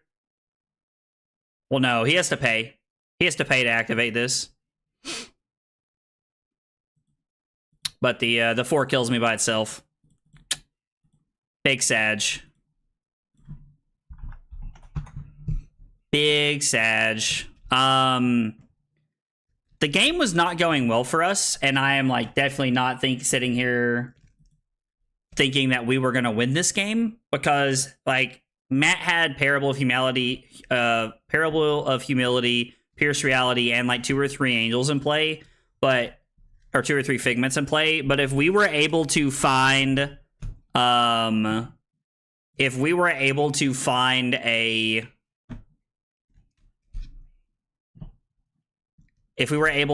arrow, like we could have thrown an arrow. If we hit a 1-cost arrow, we could have thrown it for 11. A 0-cost arrow, or I'm sorry, it would have been for 10 because of the Parable, and a 0-cost arrow would have been for 12. So we had some options if we able to try to push damage there. Could be a pilot errors. Why I've seen so many Ranger hands. LOL, Josh out here trolling, dude. Listen at him. So I could never play Azelia. It's tough. Like the whole like Runeblade hands. I mean, that's the second or third time it's happened in 4 games to us today. So I don't think it happens that regularly to people. Like I'd probably like both times this happened. One was on like a turn 0, and then one was or on our first turn of the game, and then one of them was off of the fact that I didn't Arsenal, which does make it a little bit tougher. Yeah, that turn definitely needed to be a banger right there, because I was already in a tough spot in that game right there. Calling that early Bloodrot Codex, I mean, could have changed the game. It could have, for sure. Also, the Rain Razors would have been insane on that turn too. Thanks for the game. Yeah, absolutely, man. Happy to play one, brother. All right, we're gonna take a small break. I gotta use the bathroom. We got 2 big hydrates I've done today. I'm gonna get some more water, and when I come back, we're gonna be playing more Azelia. Thanks for hanging out today, guys.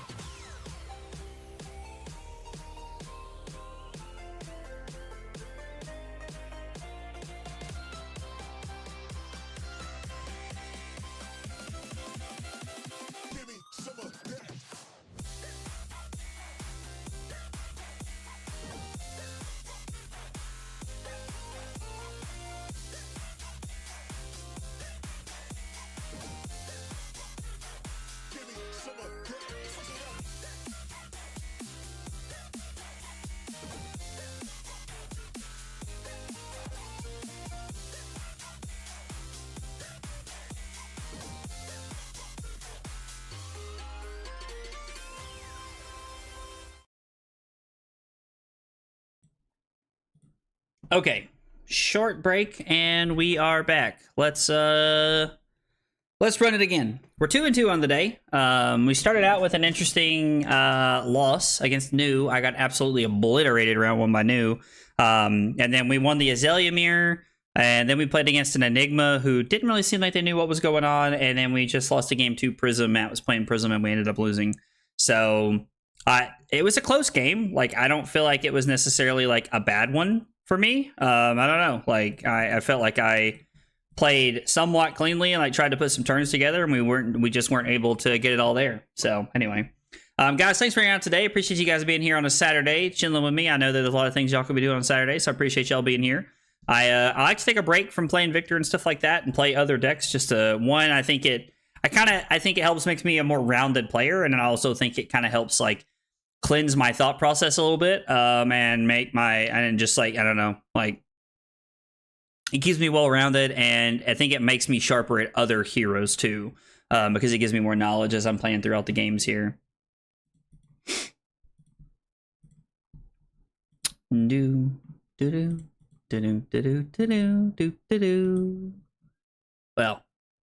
it appears nobody wants to play games with us today.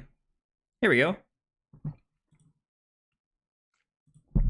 I think we want to go second against Dash. Duck Duck Dead. What an interesting name. Okay. Just kidding. I enjoy any stream without the horse. I appreciate it, Josh. I appreciate it, brother. I'm kind of surprised that, speaking of people that stream Flesh and Blood, I'm kind of surprised that Scowling's not live today. I think he plays on Saturdays and stuff like that, too. We're going to go second. I think we want to go second in this matchup. And Billy said that this is a matchup that we should have better odds into. So I'm really going to try and like focus up and pull it together so we can try to get a win here. Because the first game we played was ugly. Ugly, ugly, ugly.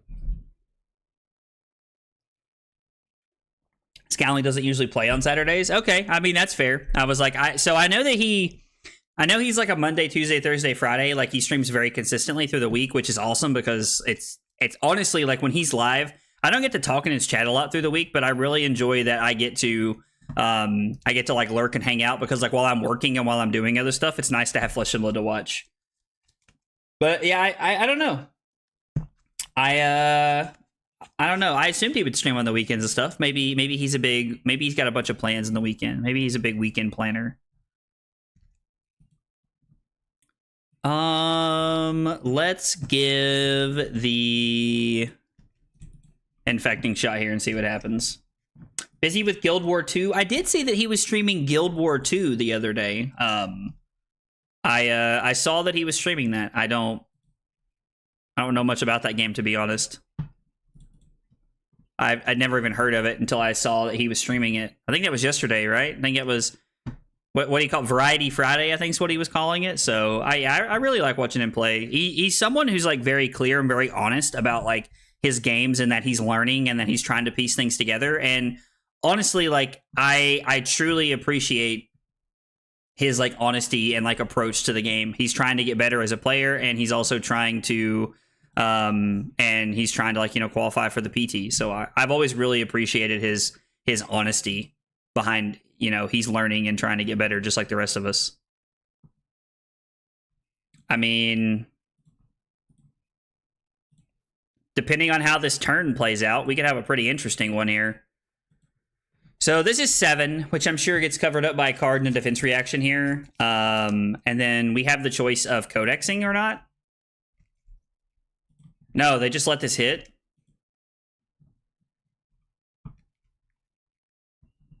We can reload the infecting shot. See what's on top. We do get to opt here, which I really like.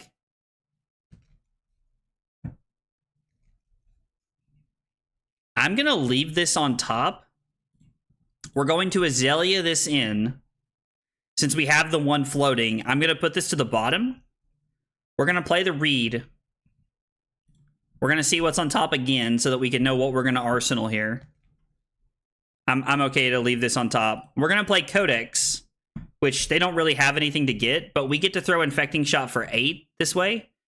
and we get to still have an arsenal like this. And it's not the codex that I don't think we wanted to arsenal anyway. So I think this was a pretty good line of play from us. We pushed 7 with the Bolton shot, and now we're going to throw 8 at them. New is also, in a weird way, and stay with me here for a second, kind of like Prism in the sense that, like, if she's not at 0, she's not dead because she has so much disruption. So that's like, people compare it to Icelander, and I think in the sense that, like, Icelander was behind on life total a lot in an early game, but ended up winning is an accurate statement. So we'll see what we rip into here.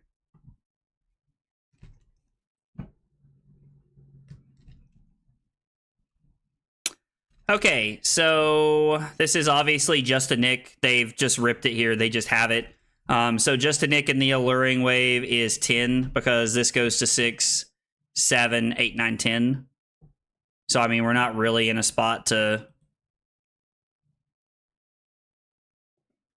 Again, I can say no blocks here. And then we can just try to, like, if they take the arrow, we can try to go for it here. They could also take all the Seek and Destroys out of our deck.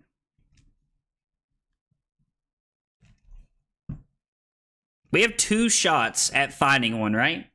So we should be okay to find an arrow in 2 shots. Well, no, we don't. We have 1 shot to find an arrow, don't we, if we do this? So maybe I'm supposed to block like this.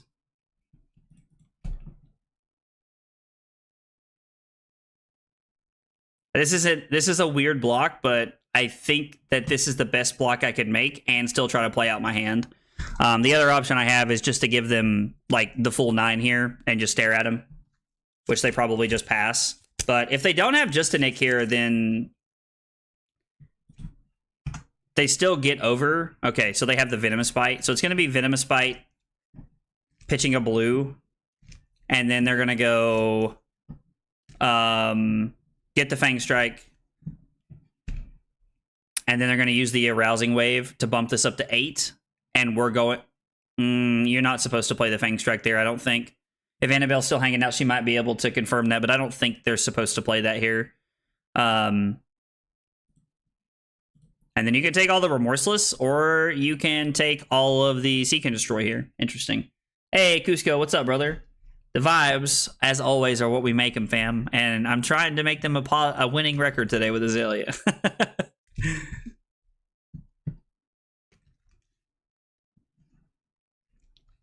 They take the Seek and Destroy, huh? I mean, I guess kind of serves the same purpose because we can't Death Dealer this in. So we're going to put this on the bottom. We're going to flip. And we're going to pass. Because we don't have Tunic. Like, we don't have another card here to really do anything with, so...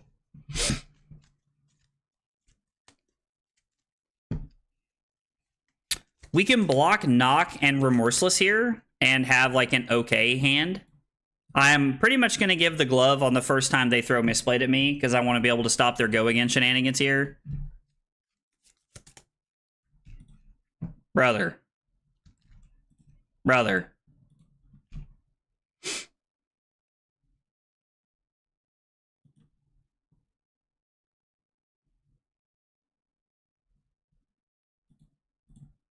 Think this is the best way we can block here without just giving 3 cards.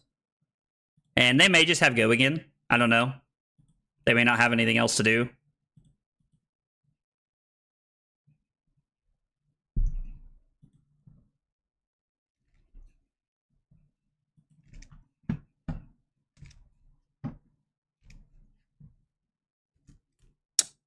I go to 31, and then I can try to throw a Remorseless at them. I think this is okay, actually.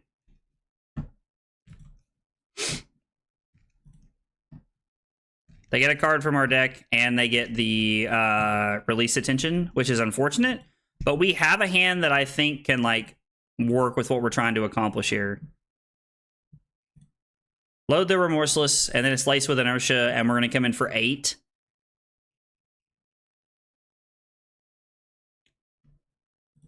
So if I play the pump, I'm not keeping an arsenal there ever, which means maybe I'm just supposed to not play the pump and throw Remorseless for 5.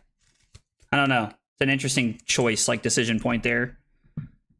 What do you guys think? You guys think we should have kept the arsenal there? Like we should have kept the pump to have the arsenal set up, or what do you guys think? I don't know. Like that's a genuine question. Okay.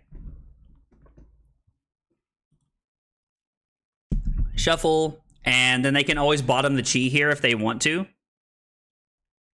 Which is one of the nice things about being able to play. So when you play the Rising Sun, Setting Moon first, and then hold priority and play like the Stir the Pot, you're able to put the other chi on the bottom if you want to, depending on what your hand looks like here. And they want to do that before blocks, which I think is the correct decision. Doing it before blocks gives them more information.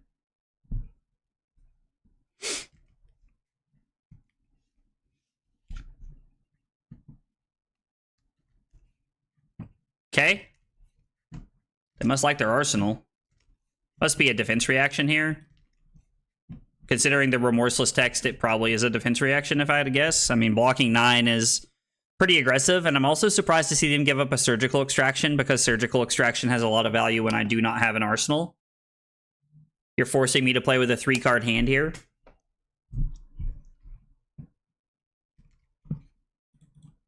The only card they give me is surgical extraction. So my opponent wants to throw persuasive prognosis at me. They blocked with Justinic and persuasive prognosis, which means that they're going to try and make it a 6 this turn. They might throw the blade at me and then do that. I don't know. We put our opponent down to 28, and we're going to pass.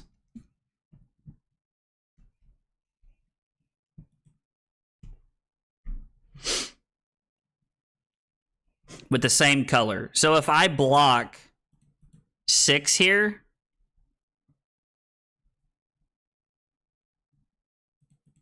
blocking 6 means they're gonna activate Mask of Recurring Nightmares. We're gonna banish the Rain Razors here. And then we have Codex as a 1-card play, which is pretty solid, I think. I think this is like an okay line for us here. And they're just gonna keep the Justinic for another turn, which is fine. Remorseless is just the best card we can get with Codex here. They inertia away their defense reaction. Or whatever they had. I assume it's a defense reaction. They also put their Justinic on the bottom, which is kind of cool. Infecting Shot. Just more value, right? Over the Remorseless, since they don't have an arsenal. We do get to opt and see what we want to get here. I'm sure they're going to get Bonds of Agony. Well, situationally, it depends on what their hand looks like, but they might get Bonds of Agony here. This game is going a little bit better for us. We're managing to fight and still stay in the game a little bit here. The first game, like the very first game of the day we played was against the new, and it was terrible. It did not feel good at all.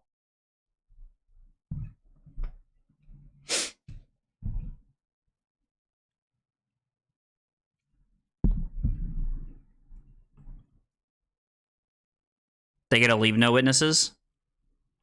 We're going to opt. I like Yellow Bolt and Shot. That's a good guard for going in to be able to try to set up a big turn. Although they're just going to throw leave no witnesses for 3, which means more than likely it's just they'll probably block 2 cards here, keep life up, and then throw leave no witnesses and arsenal their last card. If I was guessing, that's what I would think they're going to do, but also really depends on what their hand composition looks like. They could have a couple of different play lines here or patterns they go through. They could want to throw the Mistblade at me. I mean, the Scale Peeler, I guess. I don't know.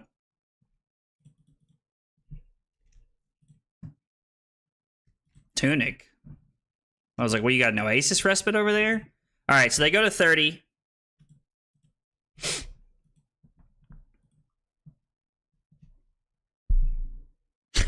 And we can't...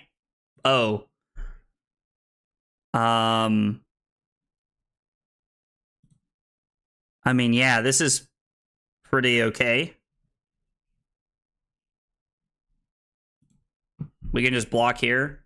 They're saving the leave no witnesses for when it's a breakpoint.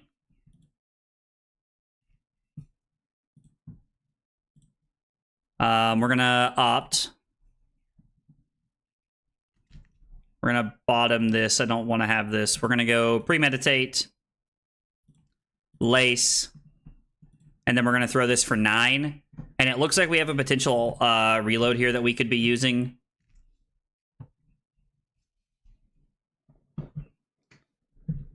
I feel like I need to be looking for windows that I could use. I need to be looking for windows that I can use the glove here. I don't know, though. I mean, I'm going to push it because this is a ponder and a frailty for them. And the frailty is pretty relevant here because it means if they don't have a pump, which is very unlikely with their hand, that this is just going to be a 0 for 3. They'll leave no witnesses in their arsenal.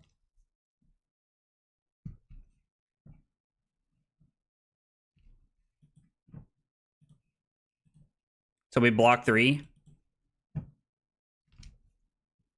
And they drew a chi, so we're going to get rid of the Rain Razors again.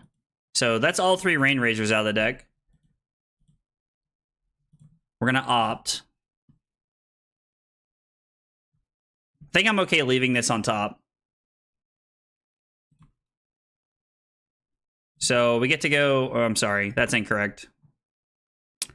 I'm supposed to go Lace with Inertia and then Endless Arrow for 7.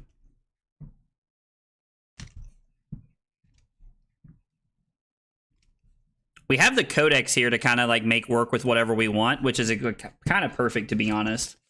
Scale Peeler seems a bit odd here. I mean, I would assume that I would have assumed that they are going to run Spider's Bite into me. I don't really understand Scale Peeler here, but I don't know. There's also like the non-attack action one. I don't really know if that ever sees play, though. I know that the equipment one, the reaction one, Spider's Bite, and Mistblade are the 4 that I'm used to seeing a lot of when I play against new.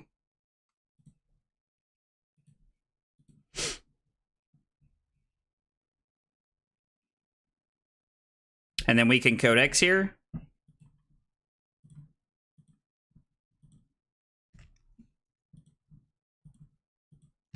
To get an Endless Arrow anyway. If Tunic was up, I would just go get the 0 or the 1 for 5. I would just go get the Infecting Shot and push damage here. Because one of the concerns that I have is that we're going to get fatigued, if I'm being honest. What did they get? A Leave No Witnesses? Orbita Class, that's the non-attack action one, right? Yeah, that probably hasn't seen a ton of play. I haven't seen it seeing a lot of play, so that makes sense, but...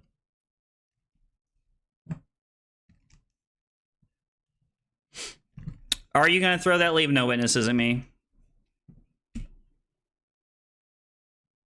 No? Deciding to save it for another turn? Alright, we need to dominate something. We need a Dominate here. I like dominating this. We are going to flip. Hit a Bolton Shot, which is perfect. The aim counter has no relevance here, so we're not going to pay. We're going to go Lace. And then we're going to go Read. That's perfect. We're going to come in for 10. Dominate, which if they can block, I would be pretty surprised here. Possible, but not super likely. So 10 Dominate. They take a Pox. We're not going to reload.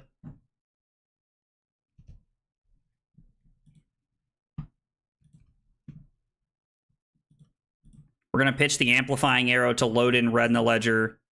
Throw Premeditate. And then we're going to come in for 8 here. Now, they could just give us 3 cards to stop the Premeditate here, but I think throwing red for 8 afterwards is a good way to like get a lot of cards out of their deck. The problem that we're having is that they're up 13 cards, so even if they're just blocking our arrows for face value every turn, they're just going to still fatigue us here. I'm really going to have to be focusing to cobble together big turns here.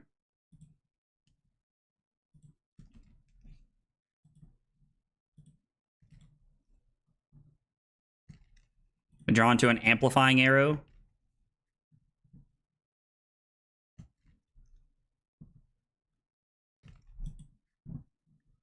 I would like to throw this battering bolt. Part of me wonders if I'm just supposed to take 4 here. No, it sounds kind of crazy. I feel like we need to revisit Judge, Jury, Executioner. There's Curve Room with 20-ish non-reds. I mean, like, the card's really good. I've had the card hit me like quite a few times and be very relevant. I like definitely think the card is better than most people think it is.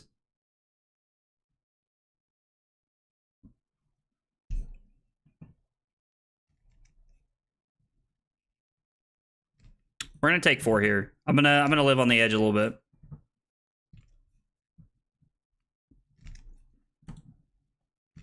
We're gonna lose our amplifying arrow and a red in the ledger. So they do get a silver, which has no relevance this game.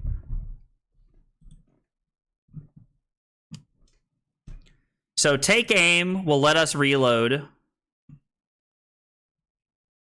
We can put in the battering bolt here, and then we can opt.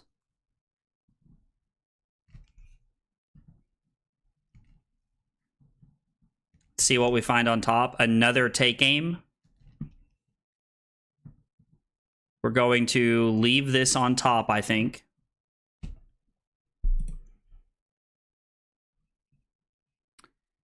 And then with the take aim, I'm going to go... This would be for 9. If I had loaded in the infecting shot, I could use Tunic and like still arsenal the battering bolt, which would have been a better play, I think.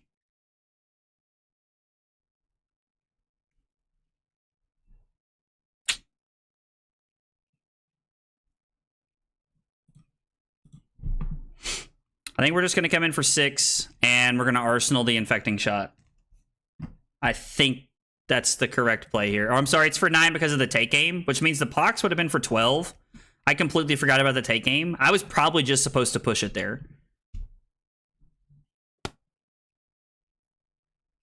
Also, one more battering bolt after I like throw my chapstick across the room. They haven't banished the battering bolt. They have banished a lot of good stuff, but the other battering bolt's still in the deck. And I think battering bolt has a lot of potential value. Also, keeping pumps in the deck for like, you know, kind of like second cycle here is pretty good. We're going to have to try and use the glove to like push us over the top, I think. At 16 life and us having basically access to 20 cards here, I don't know that we have enough to get there, but we could.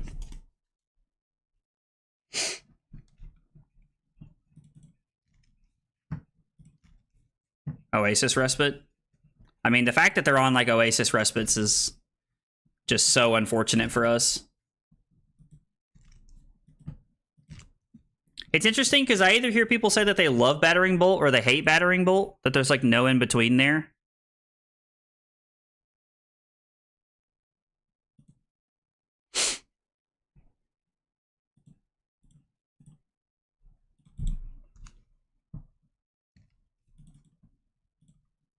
We're gonna see what we have on top here. We need to find some good arrows to dominate. Probably should have been focusing on that more throughout the point of the game, but...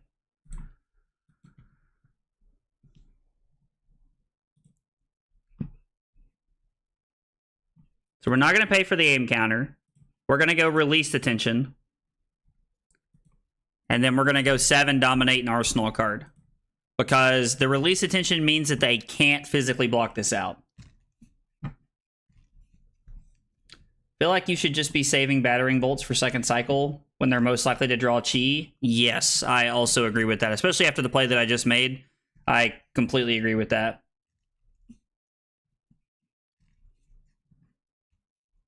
I mean, like if we get an adult like version of Terra, like bro, I don't know if it'll play CMH, but it would be cool. I really hope there's an adult version of Terra. I think Terra is just too good, to be honest, in my opinion. Like Terra's really cool. Like it feels very balanced.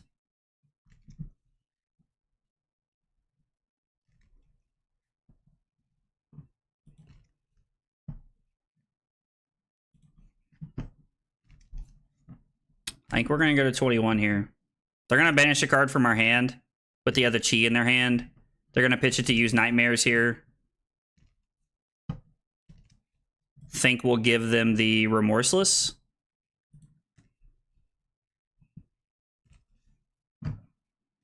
Second cycle Azelia. I mean, it's definitely not like my favorite thing in the world, but Spire Sniping can go to the bottom.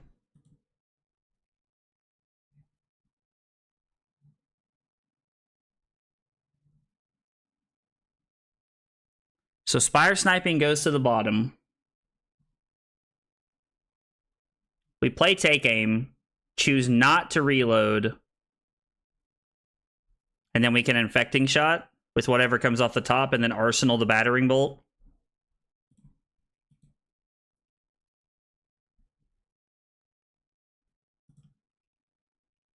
Maybe I'm supposed to just blind flip here before I do this. We're going to apologize to our opponent here. I think I am supposed to just blind flip. I think at this point in the game, like, we're just trying to make something happen here. So we play the Take Aim, and we are going to reload. Reload the Infecting Shot. We're just going to flip and see what happens. We hit a Premeditate, which is not what we want to be seeing. We are going to play the Premeditate. We're going to load the Battering Bolt, and then we're going to throw it for 12. Yeah. I am very fearful that we're just out of cards at this point. After a disappointing Descendants movie? What movie? Is there a new movie that came out? The other Guardians just used the better talent at the time, so it makes reason. Also, I mean, you haven't missed much, honestly. I'm not a good Azelia player. That's about the extent of where we're at. Also, my opponent is just, like, abusing Codex of Frailty against me, which, to be fair, like, we're trying to do that as well. I understand, but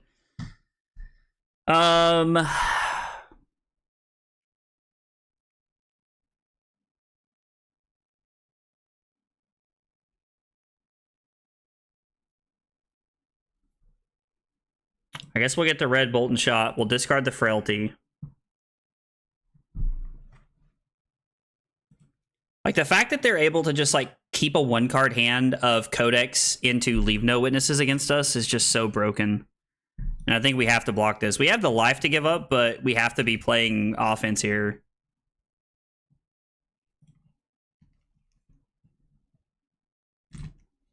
We're going to flip and hope. Lol. We'll pass and see if we can get away with it. Disney Descendants 4, Rise of Red. Ooh, I don't know what that is. I've never seen that. I'm generally a big fan of Disney stuff, though. I have a strong feeling the Armory deck of the year... Oh, the last Armory deck of the years will be Terra. That would be cool. That would be a cool Armory deck. I could see that being something like that. I picked up my Bolton Armory deck last night just because... One, I like buying the Armory decks, and I like having all the cards that come out because there's new cards in them. But at the same time, I think I've never played Bolton because I've never had access to Bolton. So having access to it will be cool. What are the odds we get to keep all 5 cards here?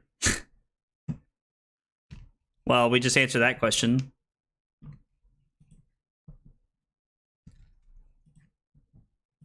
Well, we're taking 6. It's unfortunate, but we're taking 6. Terra and Aurora at the same time? I could see that. I mean, I think... Like, Terra... I also really like Aurora. I just like the instant... Like, the... I like the... I'm having a stroke. I like the lightning, like, concept of class. Concept of lightning. We're gonna leave this on top. We're gonna flip the aim counter just for the extra point and to keep a thing in our deck. So this is currently going to be for 8.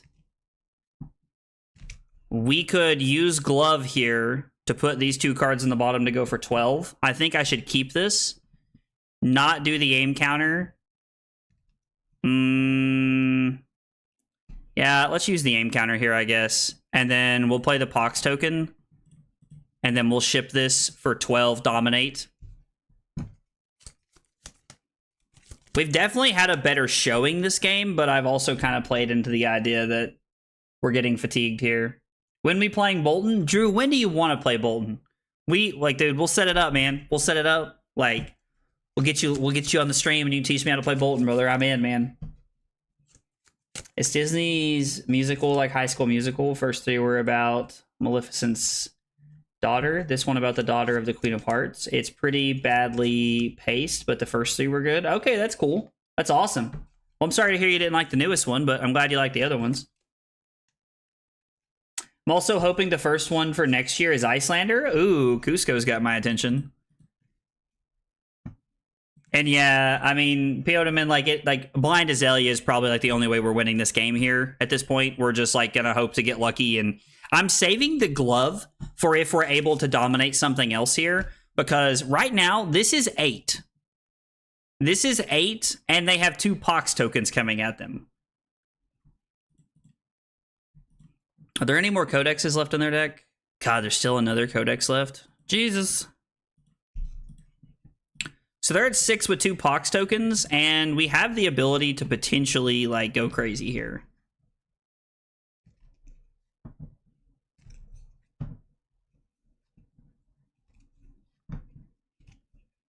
So I just went Amplifying Arrow into a Lace with Frailty for the pump, or the bottom 2 cards of our deck.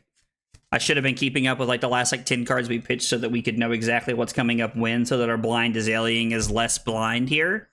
Because we could still do this.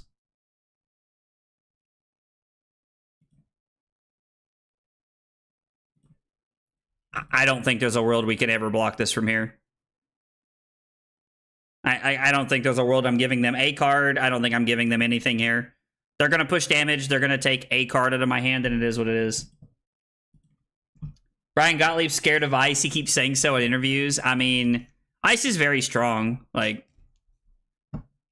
I understand, but like our fear of ice is like kind of outdated in my opinion. Ice would be very good in the format right now. So ice is a healthy part of the game in my opinion. People, and this is very interesting. I heard someone tell me the other day that they really liked New, but they didn't like Icelander, and I understand that they're vastly different heroes, but like that concept as a whole, in my opinion, is kind of like an oxymoron. I don't know how you can enjoy one deck that plays Hand Disruption and another deck that plays Disruption on resources. I guess it's kind of like the difference in liking like Jund in Magic and kind of like modern like rock decks and enjoying like Death and Taxes, I guess is the difference there.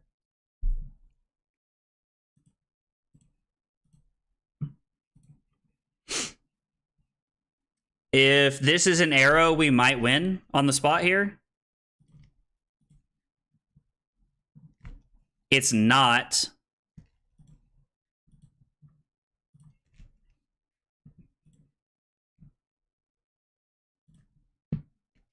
I think we have to keep this last card in an attempt to like dominate and win the game, because Spire Sniping is going to be the card in the bottom of our deck here. So I mean, I have to have a card to Azelia into, right? So I have to keep this card. If they have a D-React here, they just give it to me. But they have to pay for the Pox, which is important.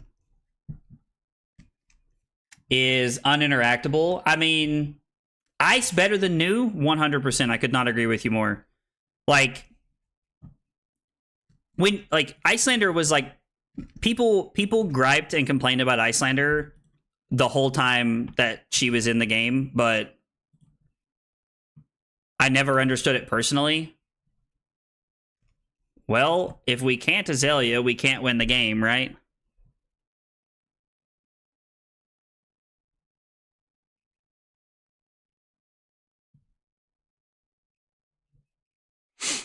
Okay. What? It gets +2?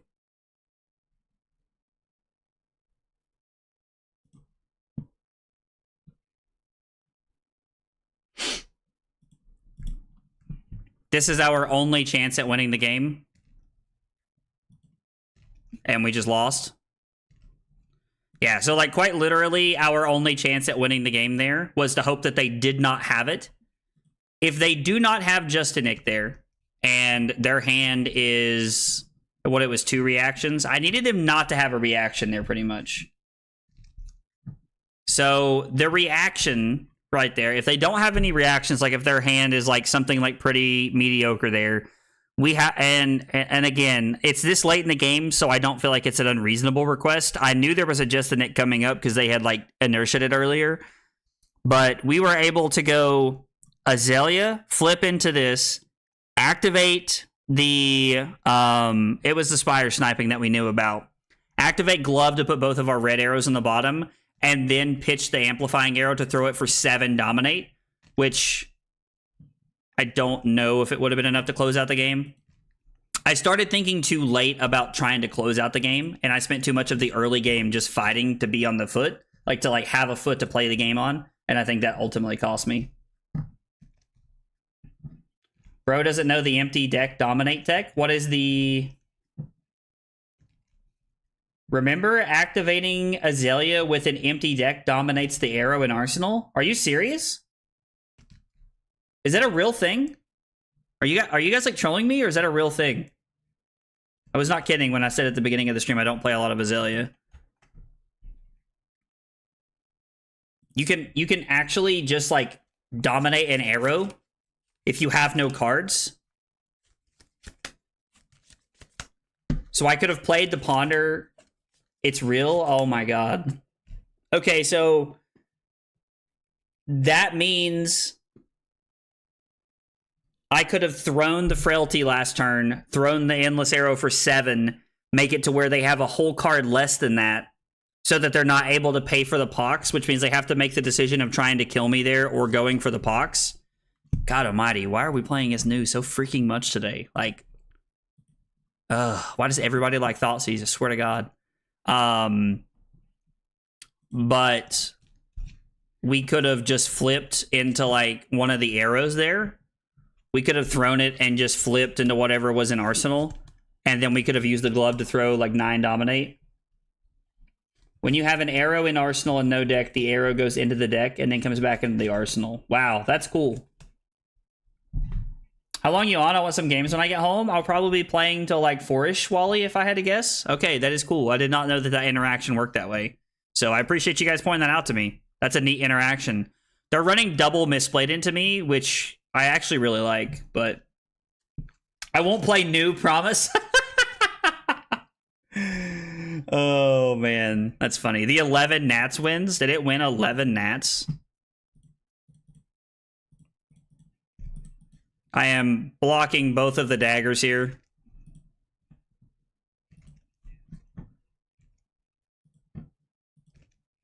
I'm keeping the Bolton Shot because it's a very good card. I mean, there might be, like, since they pitched a red, maybe I'm just supposed to take one there and keep my hand.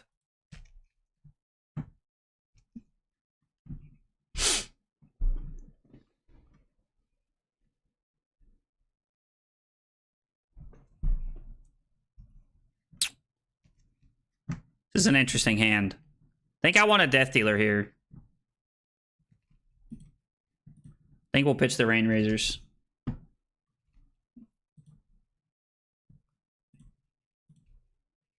Good arrow on top. We'll go to the bottom here.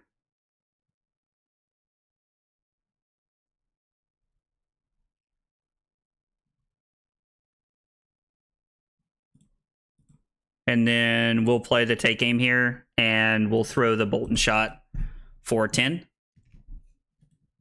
And kind of see how they play this out, because this could be like a red. This could be a very good card here that we have. I don't know. There could be some options that we have. Gotta love the old outside limiters, limited tech. Got any favorite CDs? Are you talking about the things like CD? Like, is this like a A joke? No, it is. No, no, no, no, no, no, no. Nope. Nope. Nope. Absolutely not. No. Fuck. It's been too long. It's been too long. Nobody's been trying to get me. And Zen slightly on the downside. I'm kind of happy with it focusing more on Enigma. Yeah, I mean, I think that's fair. And like, that's the thing about playing Enigma is like, you don't have a 0% chance, right? Slip, the second you asked me, I realized. The second you asked me, I realized. I was like, no. I mean, yeah, I think we're just going to give him the glove here. Like, I pretty much give this on the first misplayed. Could be incorrect, but I knew the D's nuts joke was coming. I knew it was coming. Okay. I think this is fine. I'm actually okay with taking 5 here, I think.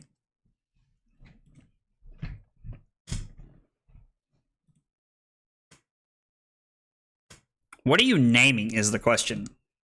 Like red in the ledger? Okay.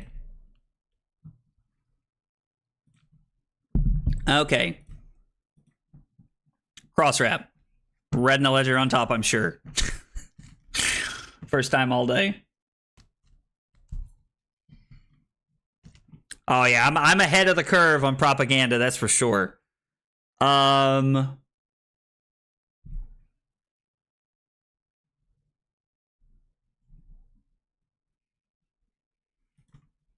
We can bottom this. Pre-med. Lace with frailty.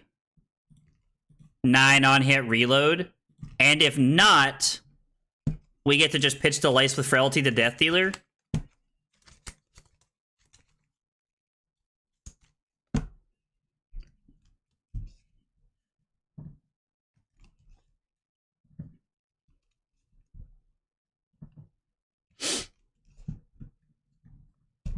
So we have options here, pretty much no matter how they play this out. Fate Foreseen.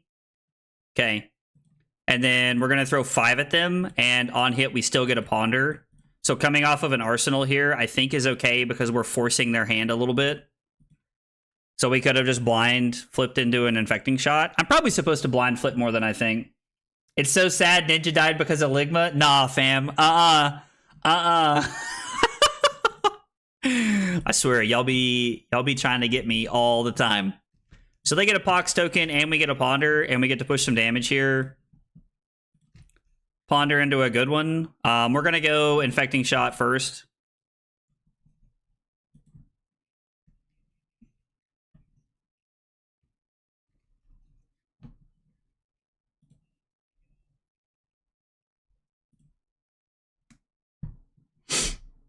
Let's block 5. Tunic is up, so they could play like a 1 for 3 here from their hand, but I doubt they will. I'm pretty content to just block 5.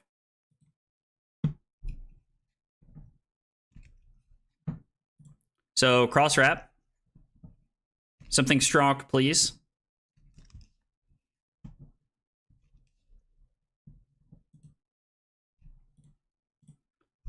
Let's just flip and see what we find. Codex.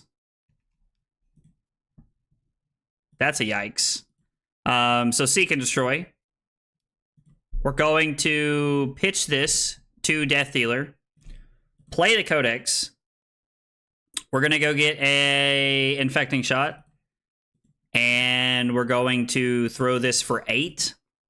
I mean, the upside here is that we still do get to Arsenal, and we're up a little bit on life, so we're trying to push our advantage any way that we can here.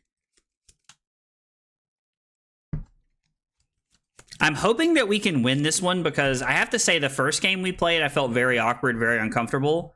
The second game we played, I felt more comfortable, but I didn't like look for my spots enough, I don't think.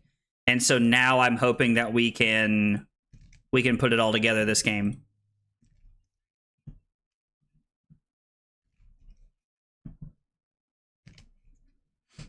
A blue Hurl. Deal. I'm at 34. No! That's fine. I mean, it just means they're going to mask us here. They put a Censor back in the deck. Recurring Nightmares. We're probably looking at just getting rid of the Codex here. Just the best card to get rid of, I think.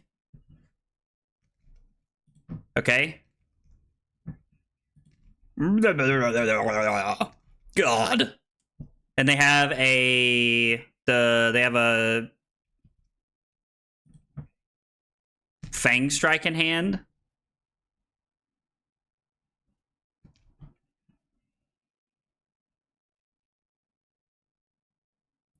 So they can make us discard if they want to discard their Fang Strike here. I'm gonna say no blocks. Hey, silly, what's going on? Sadly, I am not going to Amsterdam, brother. I wish I was, but I am not. Are you going to Amsterdam, man?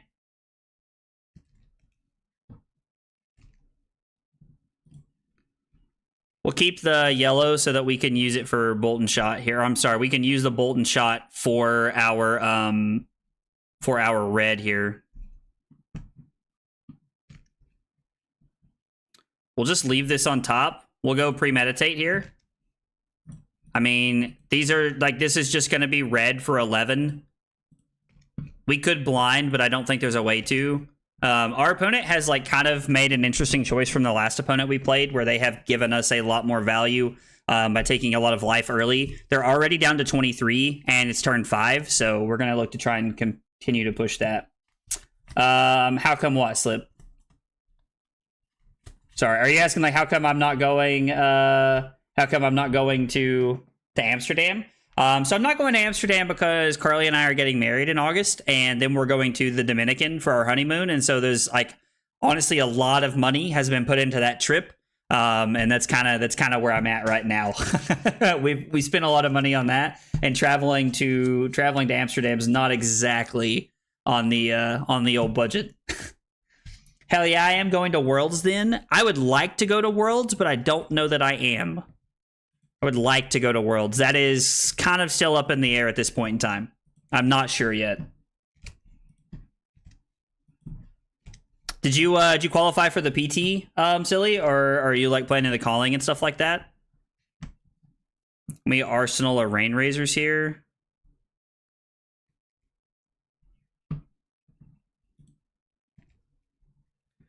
So if I block Bolt and Shot and Seek and Destroy, or I'm sorry, Release Attention, I'm able to opt, and then I can always dominate and throw something here. I could also just choose to take 4 and go to 20 and give this up and play my hand. Being able to opt is pretty good. I mean, we can dominate something here, right?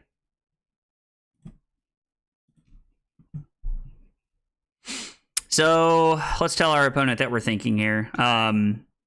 If I play Knock and then load in the Bolt and Shot, I can go get a, I guess like a red in the ledger, and then we can play Release the Tension, or I'm sorry, play Seek and Destroy, pitch Release the Tension to play this for 8. I don't know, this is interesting. Congrats on the marriage, man. Dude, I appreciate it. I appreciate it. Slip said he qualified for Amsterdam but can't go. Dude, that's a big sag. I do not think that the Rain Razors has more potential value here than the 4 cards in our hand. Like, the floor of our hand is also just pitching Knock to, like, use Death Dealer and load in Bolt and Shot. No. Welcome back. I found nothing. Huh? I found nothing. You found nothing? Nothing. We're going to the beach next weekend to celebrate my mom's birthday, and Carly went to go look for bathing suits, and she sounds very upset. I'm sure you guys heard her saying that she found nothing. Nothing! She just screamed nothing from the other side of the house. Okay. People can say they went to Target and didn't buy a single thing. Not many. Good job. I left in protest. Okay. All right, so we can Bolt and Shot for 10 and then try to set up another thing, or we can dominate and come in for 8 here. So if I play this, load the Bolt and Shot, get a red in the ledger, I can play both of these. I think I'm better off to just play the Bolt and Shot here. Oh my god. I'm not telling Carly that I got by CDs. Y'all can get out of here. What? I got got by CD's nuts. Oh no. Yeah, Slip got me. Man. That's awesome. I mean, finding the release isn't terrible, right? It sets us up for a new arsenal. Dominate Endless for 10. That would have been a much better play. Dang, I wasn't even considering... Dude, so getting Endless with the knock is like never even something that's on my radar. We should have 100% have done that. That was a much better play. Thank you for pointing that out, Pseudo. Something to keep in mind.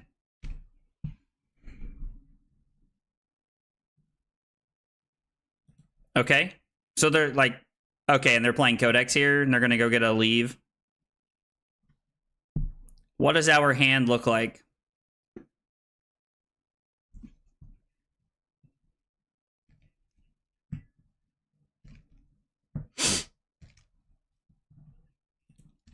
I know this is like kind of greedy, but if I give up 4 here, go to 16, lose a card, and then lose the released attention, they do get 2 silver, which doesn't really matter, I don't think. But then my hand is pitch one of the amplifying arrows to load in the amplifying arrow, play read, see what's on top, and then we're able to try and dominate something. And then I always have Codex. So I think this is the best play, is just to take 4 here. On what the new Katsu card will be? What do you mean? Is there going to be like a... Is there guaranteed a Katsu card in this new set or something? She not even pick up... Did she not even pick up a Target Starbies? That's horrible. Carly's not a huge coffee drinker. She drinks their tea. Wally said it's a sham that you didn't get a Starbies at Target while you were there.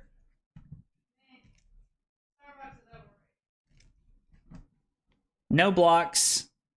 Amp, pitch amp, crack arms, play release. We could crack the arms here.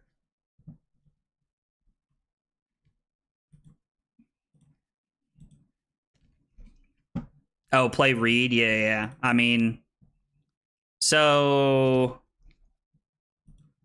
we're going to read to see what we find here. Bolt and shot. That's pretty good.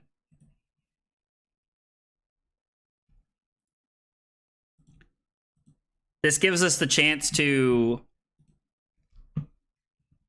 we're not going to give it the aim counter here. And then this is 6 dominate here. It's the T. Got to pick up the seasonal T. Every target trip, it's the law. They said there will be to make up for Bond's ban since it was mainly for Zen. Oh, that's interesting. That's cool. I hope that's the case. No, this is for 5 because of the frailty.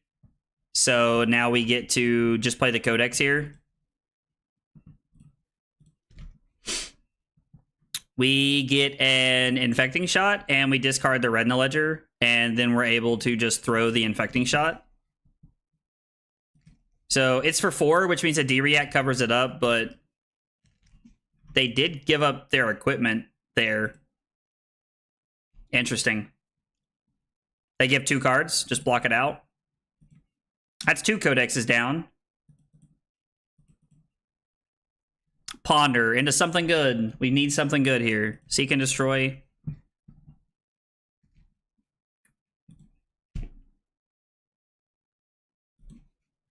Just continuing to look for something to do here. And then they pass the turn. Okay, no, that's fine.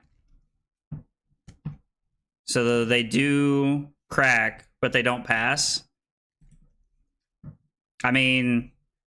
This is go again, draw card. No, this is 4 draw card. I have never taken 4 so quickly in all of my life. Would have been better to block with both arrows than double pump Codex since you have Tunic up. Probably, yeah, Justin. Probably. I need to play more Azelia so I can get better with the deck. I'm so happy that Skirmish is LL this year. I love the format. I haven't really had a chance to play the format, but it does seem really cool. Remorseless on top is bananas. You love to see it. Inertia. tension, take aim, tunic, 14 Dominite. I'm gonna get to Arsenal this Remorseless. All right, cool. My man said if I have to suffer through Target, I'm going to at least get some Starbucks. I mean, hey, man, like, listen, whatever makes you happy, brother. I did notice you had coffee every day with that we were at Nationals, Wally. All right, so they get an Inertia and a Remorseless.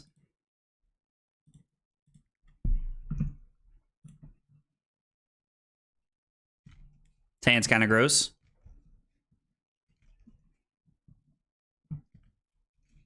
Hand's probably not as bad as I think it is, but looking at it on the surface, it doesn't look that great to me.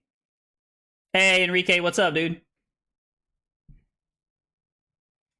Do I even care about this? Like, do we actually just take this? It's also kind of free to just block 6, right? Because they don't have any pumps they can play. So if I block with Endless Arrow and they're Remorseless, this is like kind of free and we get to keep this as a pitch card. I think this is okay. It was T, but yeah, I have a problem. Oh, did he have the Alluring Wave up? Oh, I thought it was broke. I definitely thought that was broken. I should have paid more attention.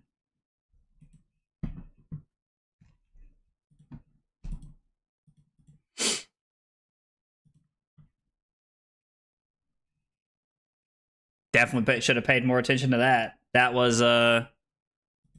just dumb. Okay, so I think we're going to block with the Pox here and then Arsenal the Battering Bolt. Since I have made a very, very poor decision. We made a poor decision. We got punished. Our opponent now gets full swing of the tempo, and we're just going to try and hang on here. Oh, our hand blocks efficiently, at least.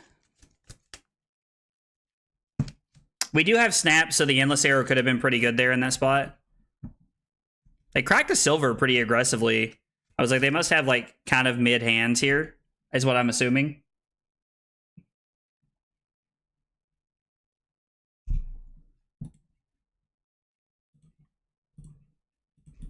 I am not giving them the potential to have go again here, so I'm just going to give them Tunic. Now, if they throw the second one at me, I am going to let them have this one.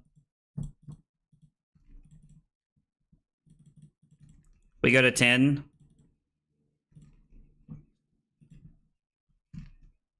And then we do have a hand that blocks pretty well. I mean, there is a like solid chance that we can just kill them here with this hand.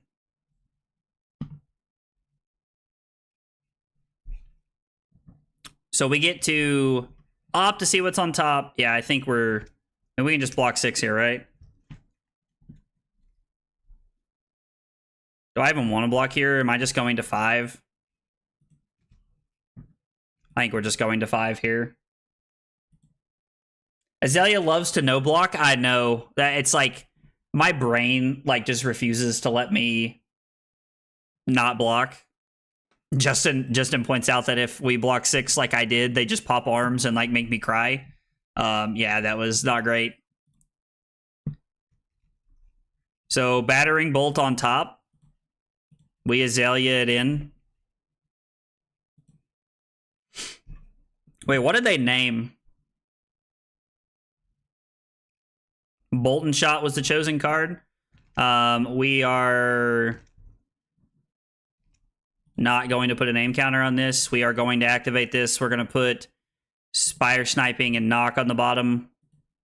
And then this is going to be 10 Dominate when they have no Arsenal. So we're going to be able to close this one out. Was looking rough for a minute there with my poor blocks. So my poor blocks there, my poor decision making there in that middle section of turns kind of put us in a bad spot. But we ended up being able to close the game out. All right, so we lost one horribly against New. We played a really close one against New, and then we won one. So we are, yeah. We also cannot Snap's Battering Bolt. That is correct, but we had the gloves there, so it was okay. I was really just looking to see what we could dominate there. We had multiple options of things that, like, we had multiple routes we could go that turn.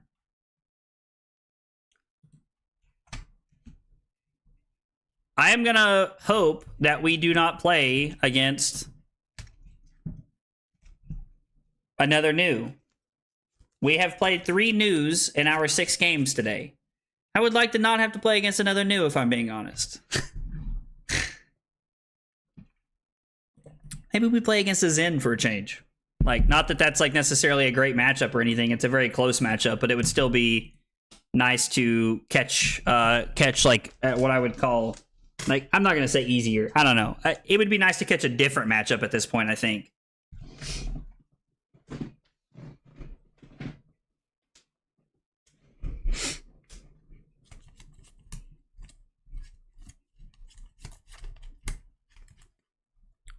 Waiting on an opponent. They're just sitting around. Somebody's sitting around going, you know what? I'm going to play a new against this random game of Request Undo CC just to get my opponent. Just so Zach can have a worse day. Give me a second. I'll run Vin. Sounds good, man. I like it. And said be a fun matchup. I don't know how it plays out, but it'd be fun regardless. Having the natural AB1 built into your headpiece is kind of cool. That's something that I think they should really go back to doing, in my opinion, is they should go back to like running, like giving people equipment that have like AB built into it. All right, so we're playing against Zen. Zen's down here at the bottom. Let's see what we have here. We take out the grapnels, 1 infecting shot, the Battlefront Bastions, the fatigue shots, and a release the tension. Running battering bolts in this matchup. I mean, it makes sense. Wally, we can play one after this if you'd like to, buddy. You can run Vincent and one after this if you want, since somebody joined here.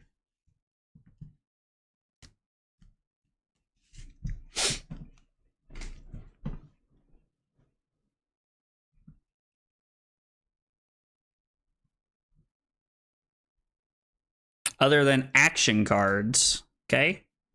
I mean, this hand blocks pretty efficiently here, so we're just gonna block it out. Play through our turns here.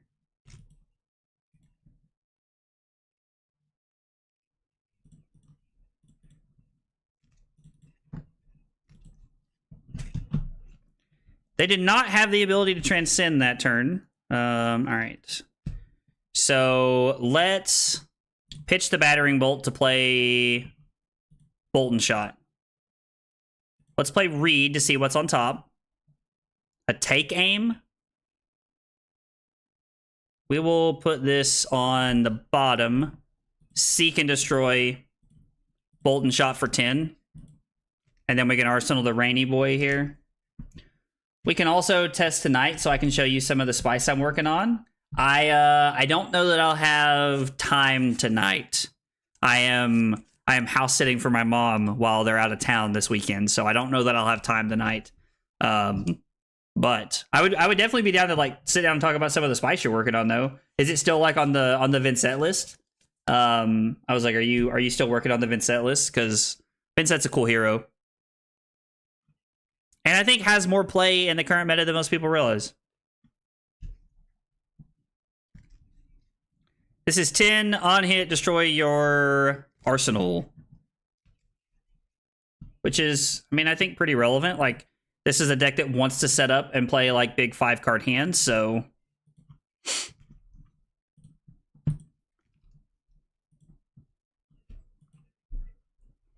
we are going to reload this.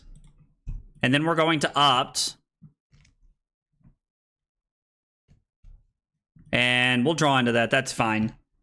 We'll go ahead and do this. Biting Breeze. This is like one of the on hits that could be relevant. They're probably just trying to transcend here. That means you'll have to miss so much time. I mean, listen. An Enigma and Venom in the decks I'm grinding on right now. Okay. So they played the Biting Breeze, it did not hit, and then they played a Drop in the Ocean.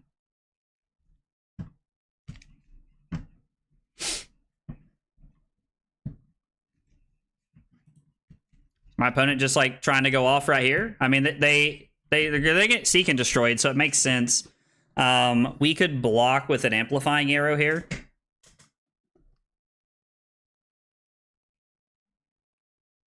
I'm probably gonna blind Azelia to start the turn here. Since we have this face up, we'll probably just go ahead and blind do it. So, I mean, yeah, we'll take 5. Like, some of this damage we just kind of have to take here. Kakara. I assume it's Kakara. Like,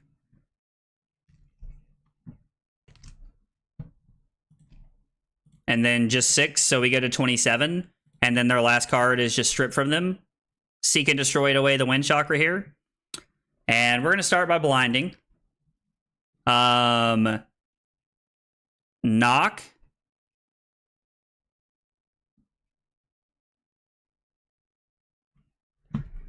Jesus.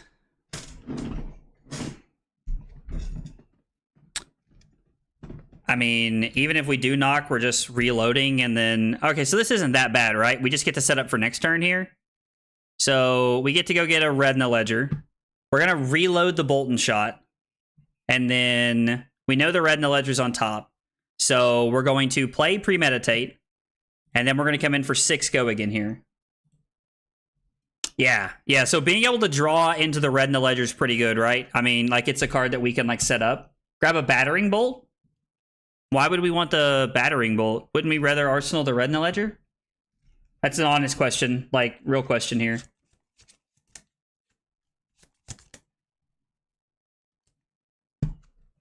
I mean, Battering Bolt's not a bad option there, though, right? Like, it's a real thing we could look into. So we get to ponder here. I am not going to reload anything. And then we're going to draw the red in the ledger. We're going to load the drill shot and then throw this for 4. Guys, I may have to run to the bathroom. This water's killing me. It's a chest of Death Dealer. We'll put a counter on the Traverse, I guess. We'll go to our Arsenal and Arsenal red. I'm going to tell our opponent. I'm sorry, I got to use the bathroom, guys. I'll be right back.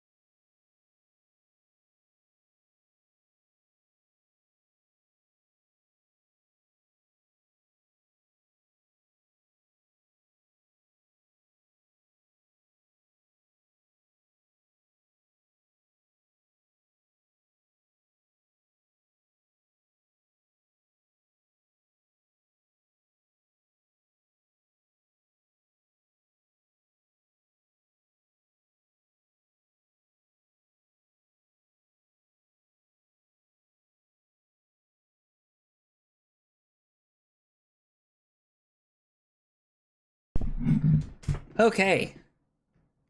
Shoo! Small bathroom break. Slip said, man, I've been gone for months and you still have a tiny bladder. I do, brother. I cannot help it. Let's see.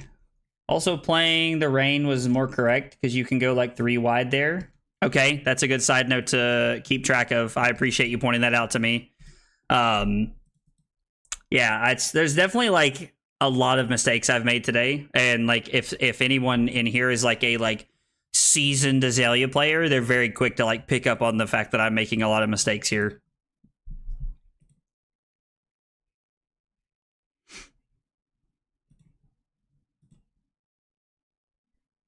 With Tunic, we can red here twice, right?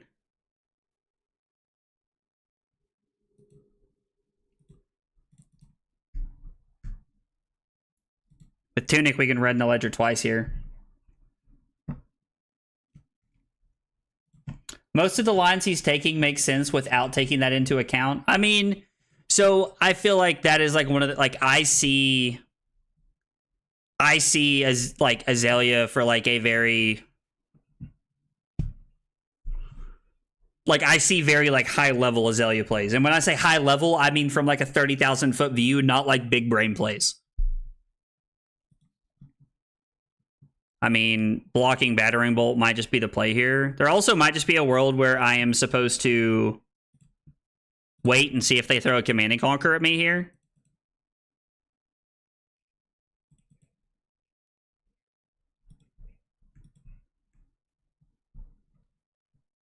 They could have a Command and Conquer. I'm going to wait and see what the last card they throw at me is.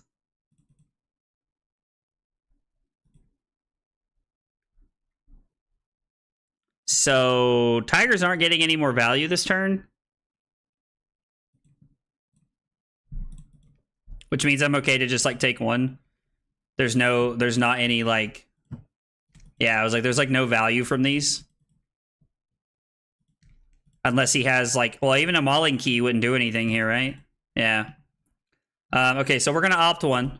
Hopefully we find a red in the ledger on top of the deck. Seek and Destroy. I think we can leave this on top to Arsenal here. So I'm going to play Lace with Frailty. I'm going to pitch the Endless Arrow to throw red for 8. And then we're going to snap Codex Tunic here. I probably need to watch like a primer on Azelia and like how to play Azelia.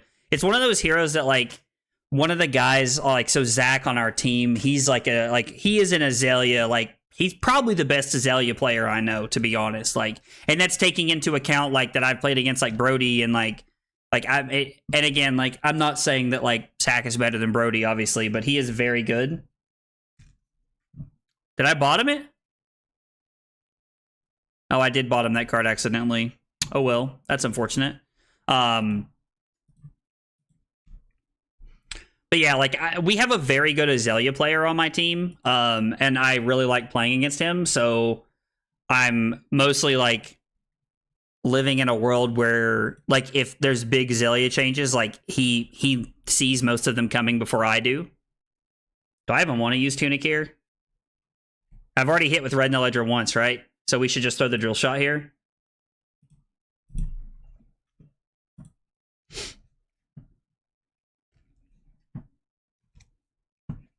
You'd have to sell your soul to learn it because you like blocking. Yeah, I mean, I am a big fan of blocking, as everyone is well aware.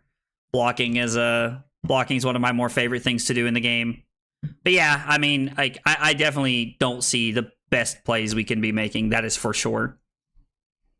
I kind of like trying to play out the Battering Bolt here. Remorseless is probably just better, right?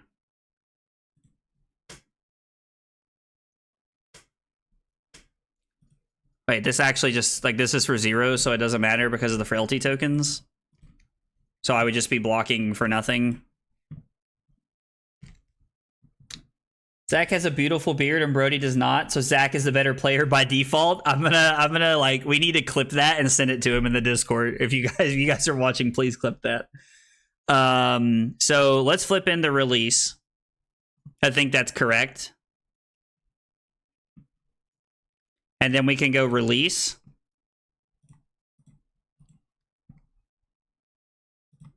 Remorseless. Release. And then Remorseless for 11. We could make this Remorseless for 15, but Remorseless for 11 is probably just good enough to, like, stop them, right? And then we can Arsenal the other Remorseless. Was really hoping to hit a pump there, to be honest. And yeah, you're taking 6 and going to 7, which means if you play 7 attack actions, like, you are just... Man, I probably should have just played the gloves. I don't know, like... They're pretty incentivized to block with cards from hand there on their Remorseless. So I can block 7 and still throw 8 at them based off the way my hand looks right now. You like the Battering Bolt better there than the Remorseless? I'm intrigued to hear you say that because, I mean, the, like, Remorseless is just insane. Like, they're already at 6. They literally only have 5 cards they can play this turn that are actions.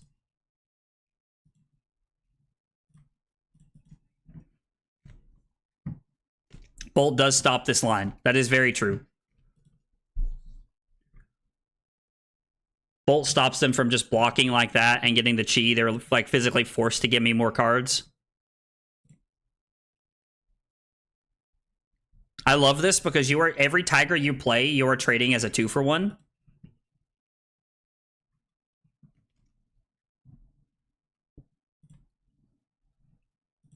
Actually, I'm gonna go to 10 here. Command and Conquer would ruin my day.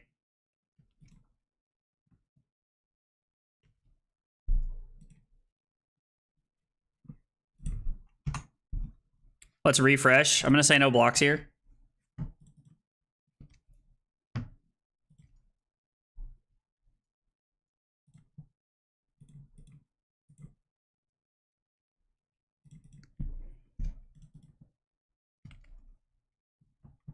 And they literally get one more card to play here. That's it. And they're forced to make a decision. So what, battering, the Remorseless was for 11, the Battering Bolt would have been for, since we had the blue, the Battering Bolt would have been for 12, which means an extra point, and we get to do this.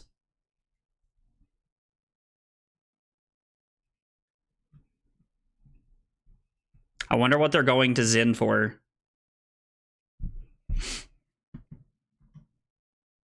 If I'm able to keep anything and throw the Remorseless, they have to give us 2 cards here.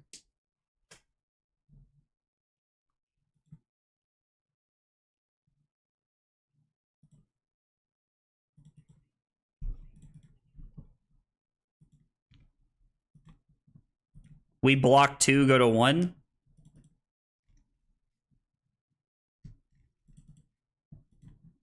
Tunic the Remorseless.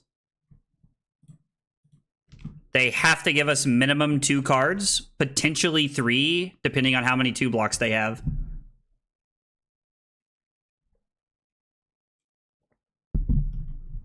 And then next turn we can block with the Tunic if we want to.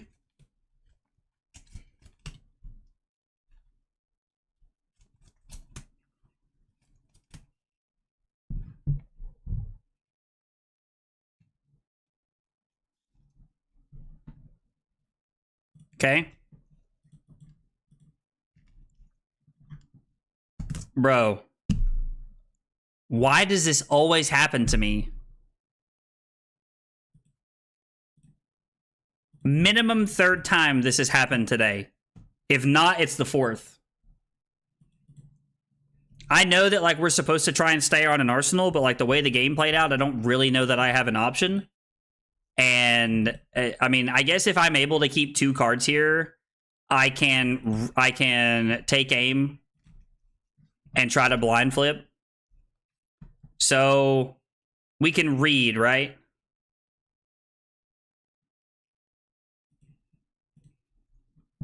We have to put this on the bottom.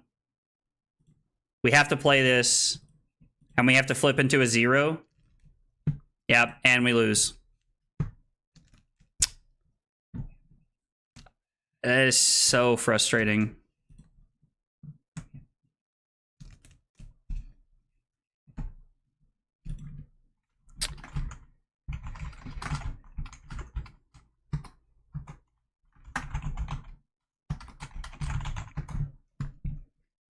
Yeah, I thought we had that one there. I was away, so I'm not sure if you already answered this, but are you going to Japan? I hopefully, I don't know.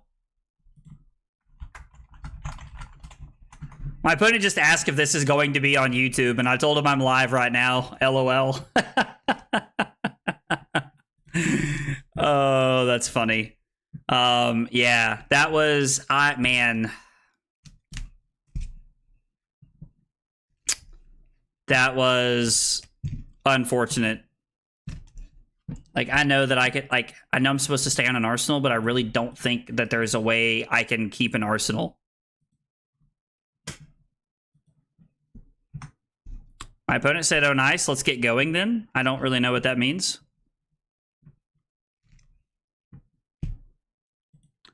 I mean, I assume it means I'm dead this turn, but we're going to block with the knock.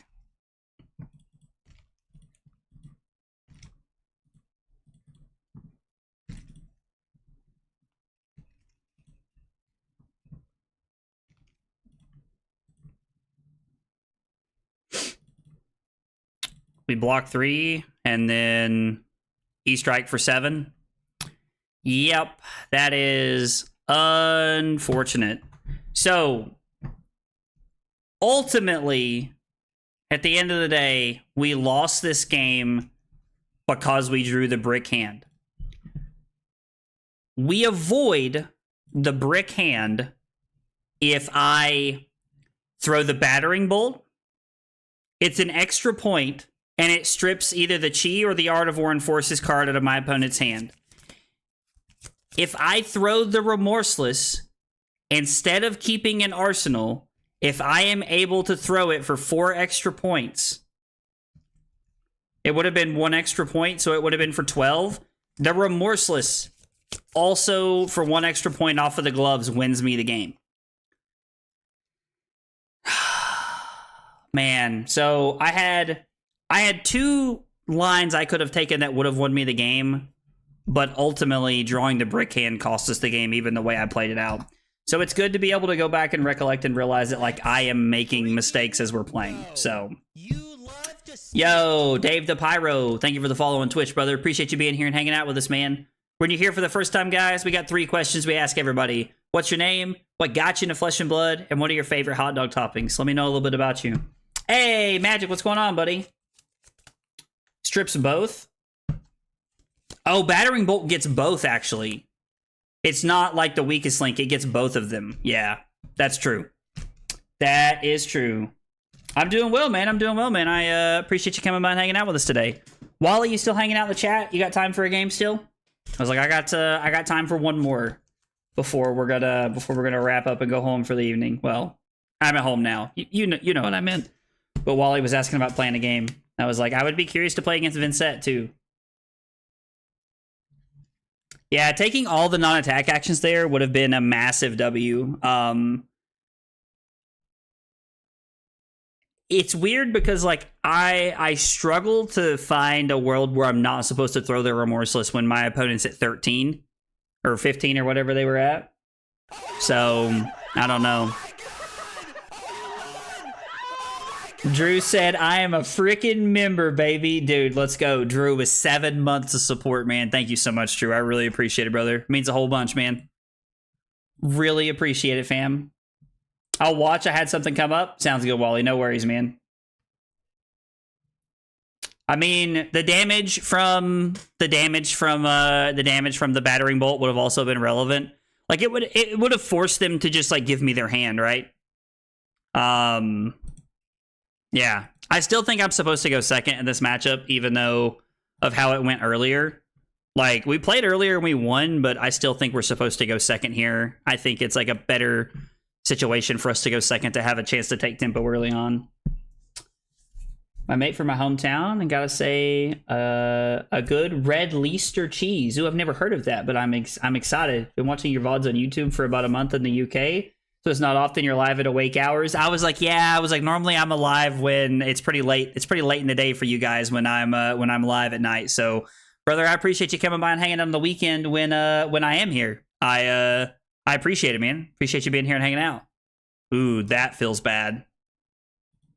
I mean, they give me a frailty token, but it still feels bad.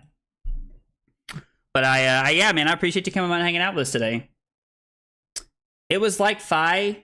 If it was like Phi, sure, Remorseless, but since Zen, you're stripping more cards on average and losing value on Remorseless. Okay. Second is my choice, pray no reds, and then take tempo. That is hopefully what we're doing here. We're going to load in one of the endless arrows. Hopefully we draw a pump. I mean, this is pretty good, right? We just get to throw this for 7. Sorry, 6 because of the frailty token. Even if I snap, I don't have a way to reload it here, which is unfortunate. So I think we're just going to keep the Rain Razors and hope they don't have a red so that we can use rain razors to try to go like 3 or 4 wide next turn. That's the goal. That's the goal. To do that, we have to arsenal the Endless Arrow here. Codex of Blood Rod also helps. They do have a red. Sag.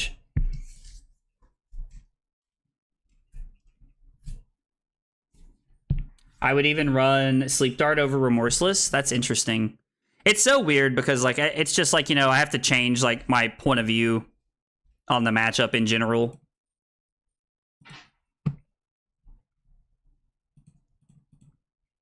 I mean, honestly, that's fine. I mean, don't get me wrong, it's not great for us, but it is fine.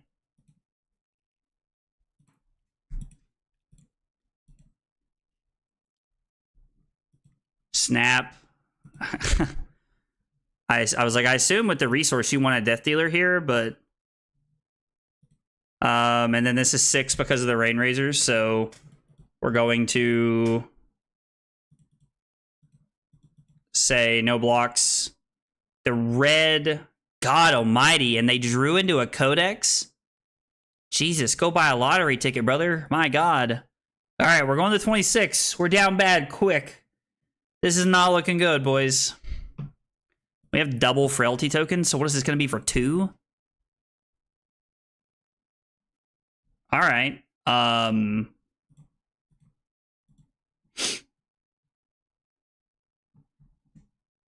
I mean, we are going to throw it. I'm hoping that they block with a card trying to deny me getting this back, which they did. Thankfully, Rain Razors allows us to push to a point and get the Endless Arrow back. It's a pretty mediocre Rain Razors here, being a 0 for 2, but I think it's okay. I'm heading out. See you at Worlds. Take it easy, Silly. Thanks for coming by, man. Appreciate you being here.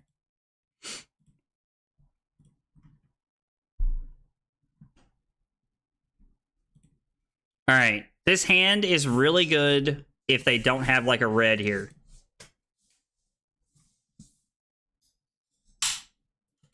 How did they go? Card on the bottom of the deck. Activate Death Dealer. Yep. There it is. I mean, it is what it is. We're just doing what we can while they're doing this kind of stuff. What is that? My man said, let's go. The Double Dipper Sipper Supreme combo. Dude, Drew, let's go. Brother, I appreciate it, man. That's 7 months of support on Twitch. Dude, Drew's a member and he's a Twitch subscriber. Dude, thank you, Drew. I really appreciate it, brother. It means a whole lot, man. I really appreciate it, fam. All right, so this is going to be for 8. I'm going to take 2, and we're actually going to have a pretty good hand here. That's right. Carly said VIP. Absolutely. So we're going to block 3, 4, 5, 6, 7, 8. And then I'm going to throw this, play Rain Razor, snap, use Tunic, Death Dealer, and throw it again. Since the red didn't hit, we have a pretty decent line here. We could also just dom into something if it looks good enough. We're going to leave this on top. This is exactly what we want to see. We're going to throw Endless Arrow. We're going to play Snap, and we're going to play Rain Razors. So this hits, we get this back, and then we get to Tunic, Death Dealer, load in the Endless Arrow, play the Lace with Frailty, and then come in for 9. On hit, we get this back, and they get a Frailty token. Now, obviously, like, there's a lot of things they can do to combat this, but Frailty token, and we're getting to keep our arsenal, is looking pretty solid for us here. They've played 2 Codexes and 2 reds, so there's not a super heavy chance they have another red here. Slip said I'm a month behind. What do you mean you're a month behind, man? Do you mean like you're like at 6 months instead of 7 or something like that? It's like, listen, it is not a contest. I appreciate you guys showing up and hanging out and supporting me, man. It really means a lot.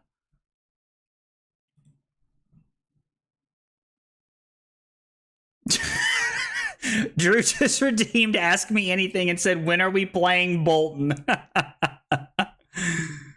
Drew, can you play Bolton next week? You can play Bolton next week. We can make it happen, man. We can make it happen. Like, I'm down. I'm totally down to like have a stream where we do something like that one night, man. It'd be fun. Like, we should do that one night.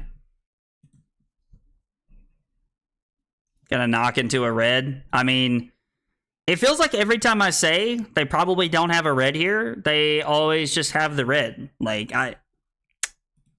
you'll also notice that this is a game that we are like actually not in that bad of a spot in, and we have seen 0 red in the ledgers, and my opponent has now played 3.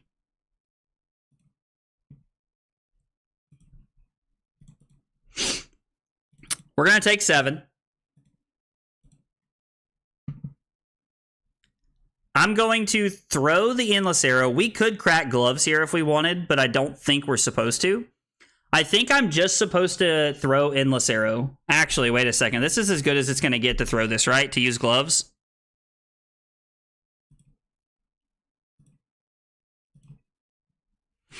Like, it's probably as good as it's going to get. So we get to throw 7 here off the back of the red in the ledger, which puts them down to 11. And then I'm actually going to Arsenal the Bolton shot because it has potential go again. Potential go again. And this hand's not bad. We can block with the Infecting Shot and still try to play a hand here. Yeah, glove since it's the last red, I think so. Yeah, Drew, dude, like, I'll send you a message, man, and, like, we'll try to work out a day next week because I think it'd be fun. We can, like, talk about the Armory deck and stuff like that. Did they Azelia into a different Remorseless? Lol. The memes. The memes. Stop. Stop.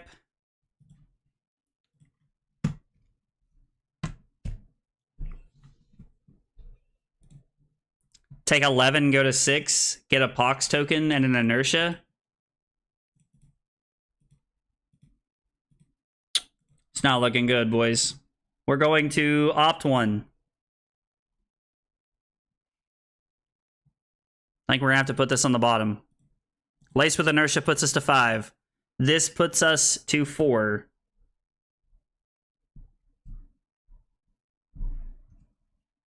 We can play 1 more action card here. We cannot go to 2, though. I am not going to reload. I am going to pitch this to use Death Dealer to load in the Endless Arrow. And then we're going to throw this for 4. They have to give me at least a piece of equipment.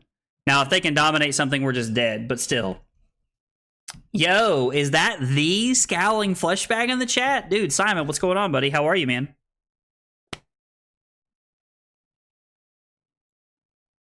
We have learned today that I am not an Azelia gamer. Or at least if I should be an Azelia gamer, I should have a lot of practice. Yes, the Scowling Fleshbag. Absolutely. I mean, technically, I could have Rain Razors here and they could die. So, I'm just saying, there's a non-0% chance here.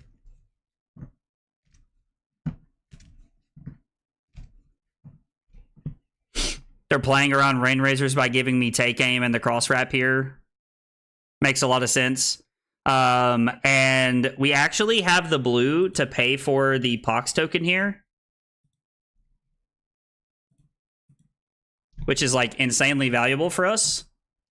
We just have to hope that we can do something.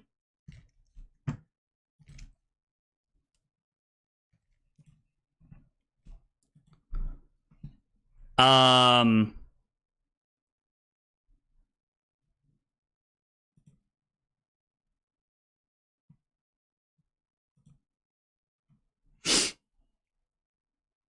on, I'm trying to think here. Let's tell our opponent that we're thinking. Now, if they have Rain Razors, we're dead, and it just doesn't matter. Like, I don't think I'm ever playing around it. We could block with red and blue. We could block with the Spire Sniping in the red, Cross Wrap and Tunic, and then we could pitch this to load Death Dealer, draw Pump, throw 7 at them. Think harder? Yeah. We could block Bolton Shot, Spire Sniping, Cross Wrap.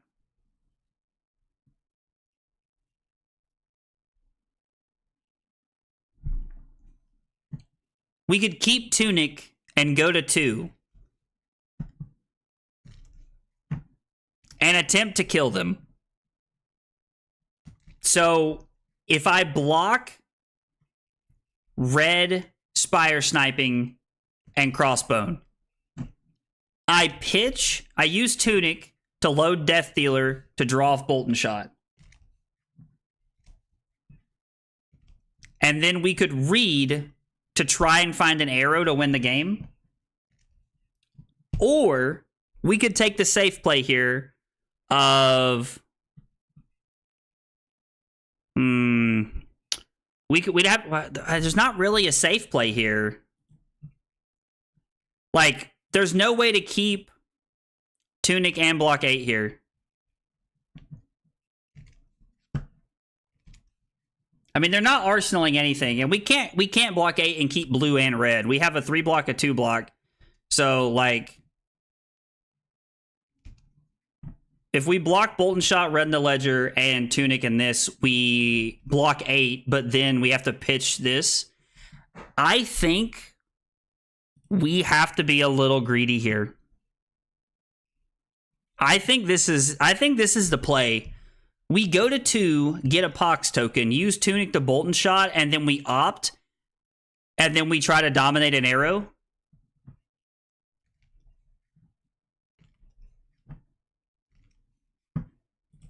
It's a little greedy, but I don't know. I think it's the... Oh, that was Sleep Dart. We're just dead. Like, quite literally, we're just dead. So, we're now... Like, yeah, that was Sleep Dart. I'm such an idiot. Is there a world where if we send 10, they can only block 7?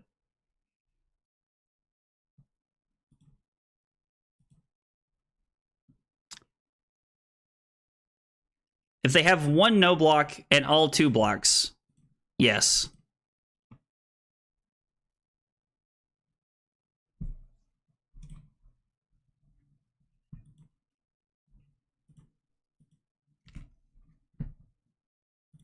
Yeah, considering that was Sleep Dart, we, like, no longer have the just, like, guaranteed way to win the game. So I'm supposed to just block Tunic there and then pitch Reed to load this in and then come in like that. And then just come in for 7. Force 2 cards out of their hand. Yeah, we're just dead to Blood Rot here. They, like, literally... Okay, so... They had the 3 block. I assume they have the no block, and we're just dead to the... Pox token here, unfortunately. Yeah, I don't... Oh, so they could have blocked. They just chose not to. So...